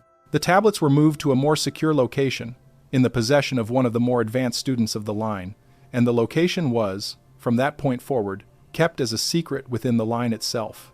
The tablets were moved again, at various points in the following centuries, whenever the risk of discovery grew too high. Each move was accompanied by a fresh set of copies, so that even if the master was lost or damaged, the transmission would continue through the copies. The copies, over the centuries, proliferated. Some ended up in temple libraries, some ended up in private collections, some ended up buried in specific locations against the possibility of a general destruction of the surface record. The master tablets themselves, in the tradition, are said to have been buried at some point in the first millennium before the Common Era, in a location that has not, so far as the fragments indicate, been rediscovered in the modern period. Whether they will be rediscovered is, again, a question the transmission does not answer. What has been rediscovered in the modern period is a substantial fraction of the copies. The tablets from the library of Ashurbanipal at Nineveh, the tablets from the temple libraries at Sippar and Nippur, the fragments recovered from the ruins of Ur and Uruk and Lagash, the pieces preserved in the various later traditions of the Hittites and the Egyptians and the Hebrews, the coded elements preserved in the mystery religions of the Greeks, the fragments carried by the Chaldean astronomers and the Persian Magi, and the various pieces that have come down through the Islamic and the Christian, and the various esoteric traditions of the medieval and early modern periods, all together constitute a large body of surviving material. Whether the material, taken together, is enough to reconstruct the original transmission in its full form is a question that the modern scholars who work on it have, in most cases, not seriously asked. The mainstream reading treats the surviving material as a set of independent mythological traditions, with some overlap due to cultural diffusion. The framework of the 12 Secrets treats the surviving material as fragments of one original transmission that has been broken up, distributed, and partially corrupted over the intervening centuries, and that can, with sufficient care, be reassembled into approximately its original form. The reassembly, of course, will never be complete. Too much has been lost. But an approximate reassembly is possible, and an approximate reassembly is, in the frame of the 12th, enough. The case does not require a perfect file. It requires a file good enough to argue from. And a file good enough to argue from is, given what has been recovered, within reach. That is where the human race, at this point in the closing period, stands. It stands with an approximate file. It stands with a framework, if the transmission is at all correct, for understanding the origin of its own biology, the shape of its own history, the current state of its own invisible landscape, and the character of the preceding it will, at some point in the future, have to appear at. It stands with the practices from the 11th secret that can, if carried out, thicken the persisting layer that constitutes each individual's point of view. It stands with the calendar from the 6th secret that gives, at least approximately, its bearings in time. It stands, in the aggregate, with the tools it will need. Whether it will, in the intervening period between now and the preceding, actually use the tools, is the open question. The transmission itself cannot answer it. Only the coming generations, in their ordinary daily choices, can. And the answer, generation by generation, is the sum of the choices that each individual member of the human race, in the ordinary conditions of their ordinary life, makes. The machine, in the framing of the 12 secrets, is still running. The Emmy are still active. The pre-flood sites are still standing, in various states of activation and dormancy. The archive under the ice is still, in principle, present. The invisible landscape is still populated by the three groups the 10th secret described. The persisting layer, in each human being alive on the surface of the earth at this moment, is still what it has always been, riding on the biology, doing what it does. And the closing period is still, in its own slow way, moving toward whatever conclusion it is moving toward. The moment of the preceding has not yet arrived, but it is, in the frame, approaching. And the small line, in the current generation, as in every previous generation, is doing its work. The transmission is being preserved. The practices are being carried out. The teachers, in whatever forms they take in the current period, are recognizing the students who arrive, on their own, at the questions the transmission answers. The line is extending, one link at a time, toward whatever point in the future the preceding will finally come. And the case, at that point, will be argued. Whether it will be won, we do not know. Enki did not know when he transmitted the 12th. He said only that the tools had been given. What the human race did with the tools was, at the moment of the giving, up to the human race. What the human race does with them now, in the current century of the current millennium of the current Sar of the current great year of the closing period of the current phase of the whole 432,000-year mission plus its aftermath, is still up to the human race. The transmission has done, in the current presentation, what it can do. It has, in this specific channel, laid out the 12 secrets in the order Enki gave them. It has, in this specific channel, done its part of the preservation. It has, in this specific channel, been made available to whoever is listening. What each listener does with it is, from this moment forward, their own choice. The tools are the tools. The framework is the framework. And the choice, in the honest framing of the transmission itself, is real.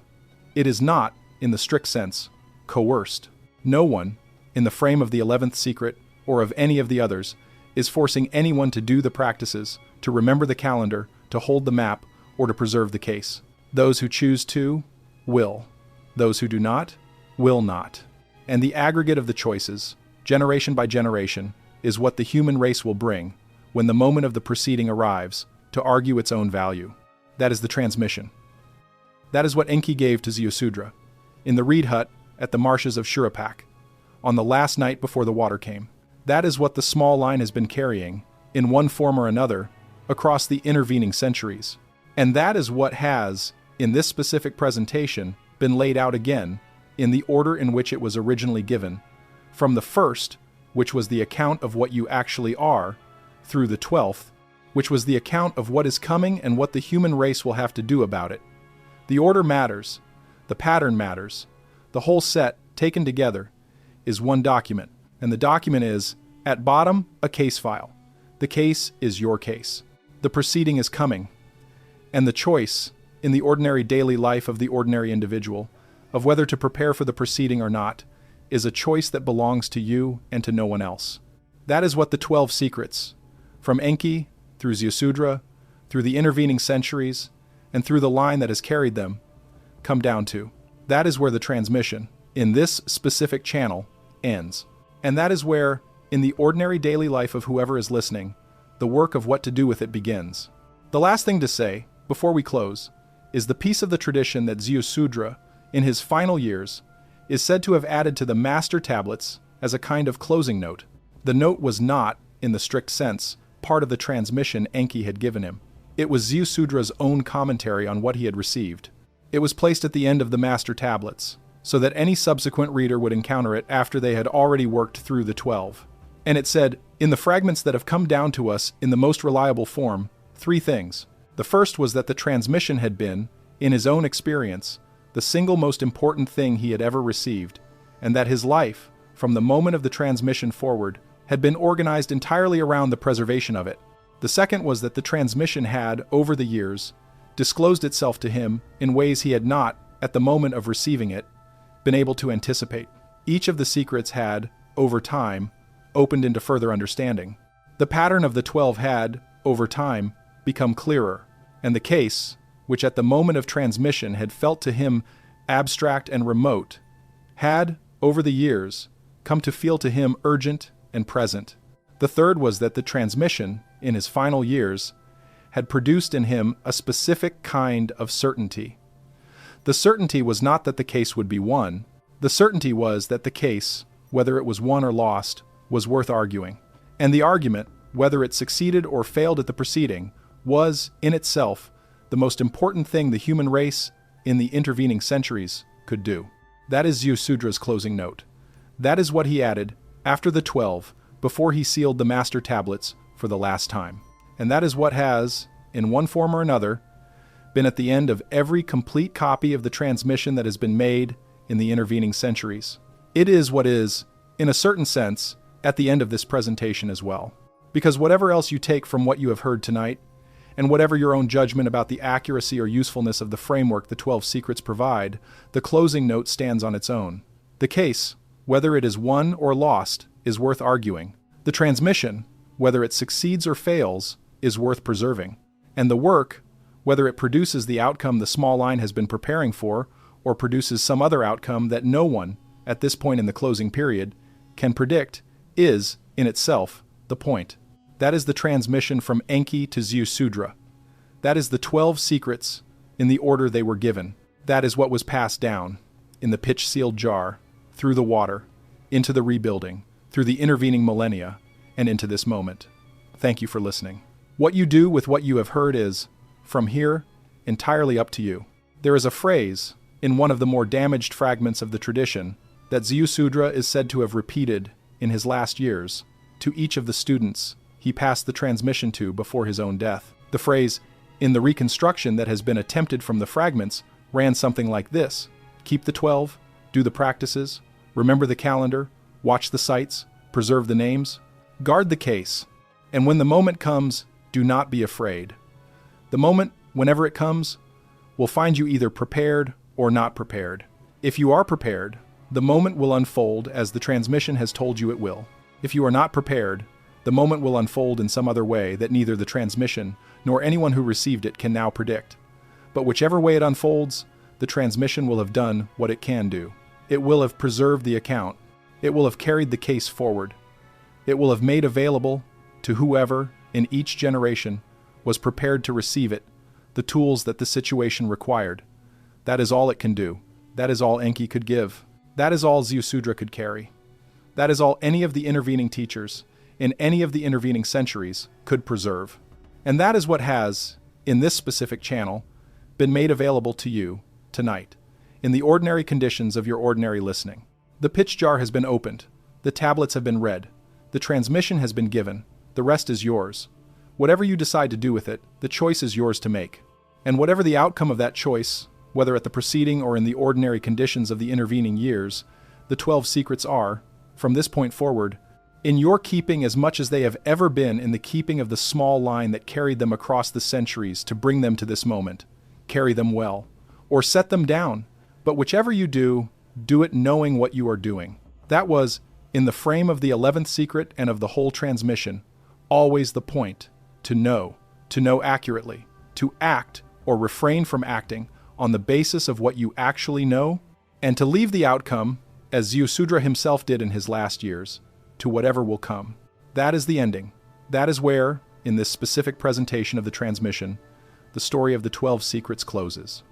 What you carry with you, from this moment forward, is what you carry. What you set down is what you set down. The framework does not, in the strict sense, care. It has been made available to you.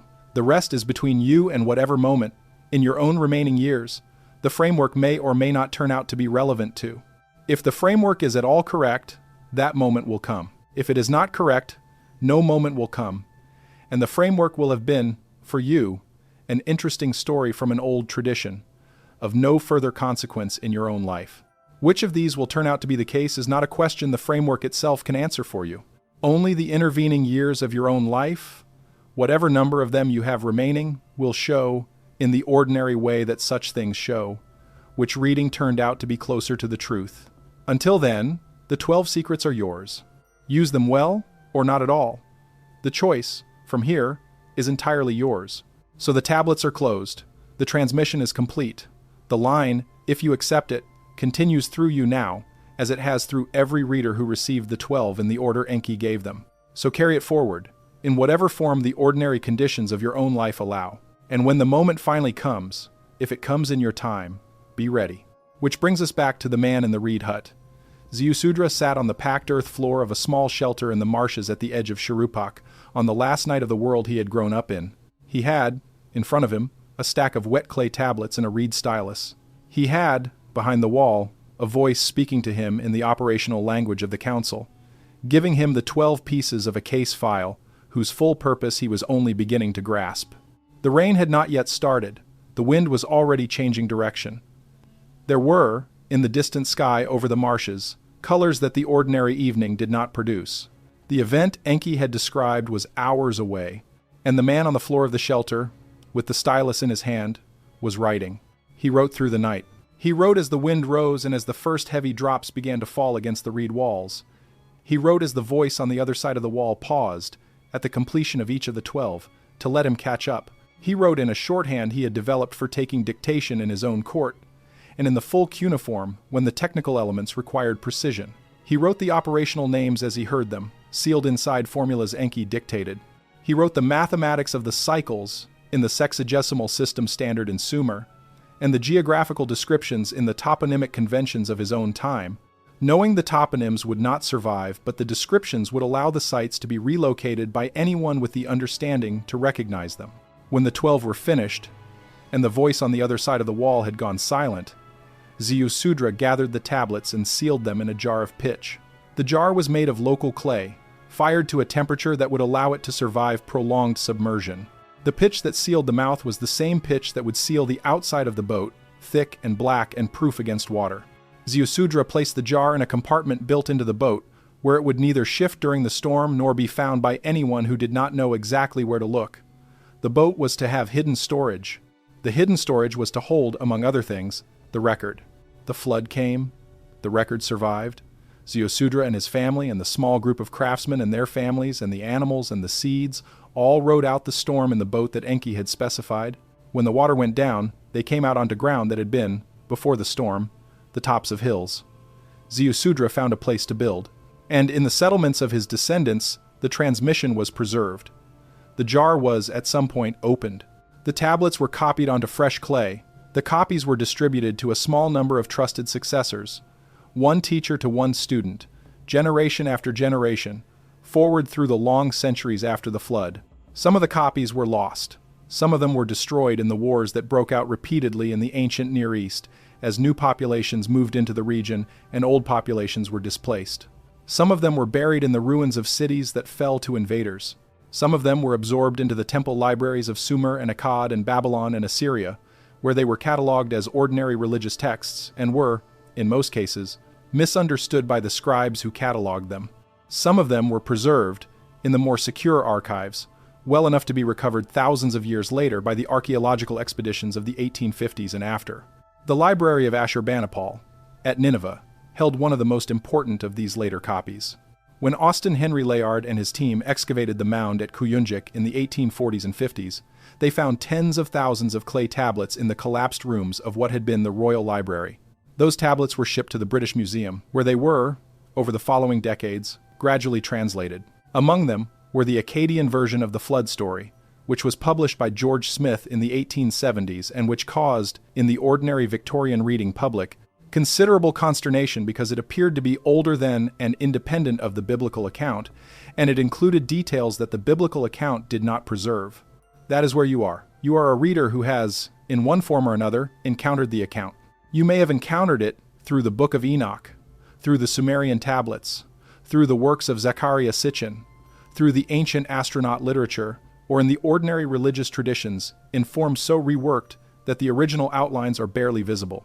However you have encountered it, you have encountered it. The transmission was designed to survive. It was designed to be, eventually, reassembled. And the reassembly was designed to arrive, at some point in the far future, in the hands of readers who could, if they chose to, do something with it.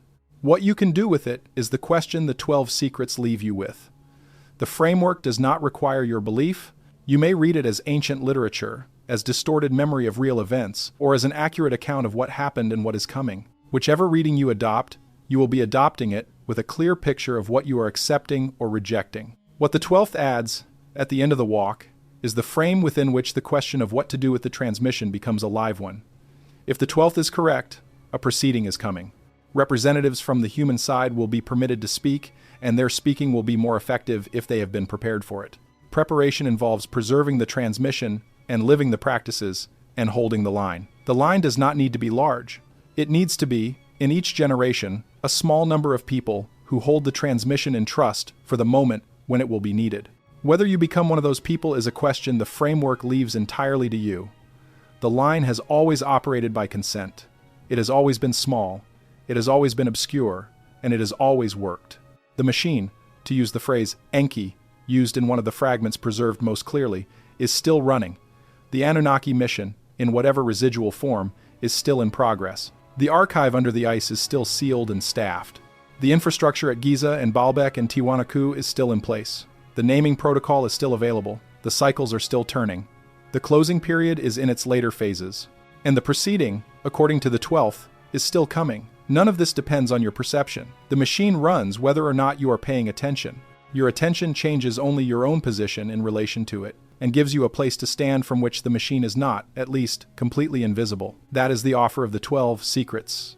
At the end of the walk, they give you a place to stand. They tell you what you are made of. They tell you what was done to you.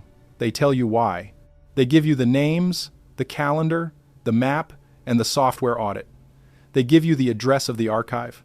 They give you the map of the invisible landscape. They give you the technical account of your own persistence beyond biological death. And they give you, in the 12th and forbidden secret, the reason all of the other 11 were preserved. The reason is the proceeding. The proceeding is the case. The case is the question of what the human race is going to be, in the coming phase, after the current phase concludes. That question is not, in the framework, settled. It has not been settled. It is not going to be settled by any distant authority acting without human input. It is going to be settled at the proceeding. And the proceeding is going to include, if the line has done its work, representatives from the human side. That, at the end of the walk, is what Enki gave to Ziusudra. That is what Ziusudra wrote down and sealed in the pitch jar and carried through the storm. That is what the tablets have preserved in fragments across the intervening millennia. That is what the surviving line has held in trust through generations of teachers and students, waiting for the moment when the transmission would be reassembled and made available. This transmission, the one you have just been listening to, is one attempt at that reassembly. It is not the only attempt. It is, in the frame of what has been given, an attempt. Whether it lands, for you, as an interesting collection of ancient stories, or as a useful framework, or as the beginnings of a preparation for something that has not yet happened, is a question only you can answer. That is where the 12 secrets leave you. That is where Ziusudra arrived. It leaves you with the case file, the framework, the tools, and the question. The machine is still running, the clock is still turning. The line is small and obscure, and, in every generation, waiting for the ones who will pick up the transmission and carry it forward, one more turn of the calendar, closer to the moment when the case will finally have to be made.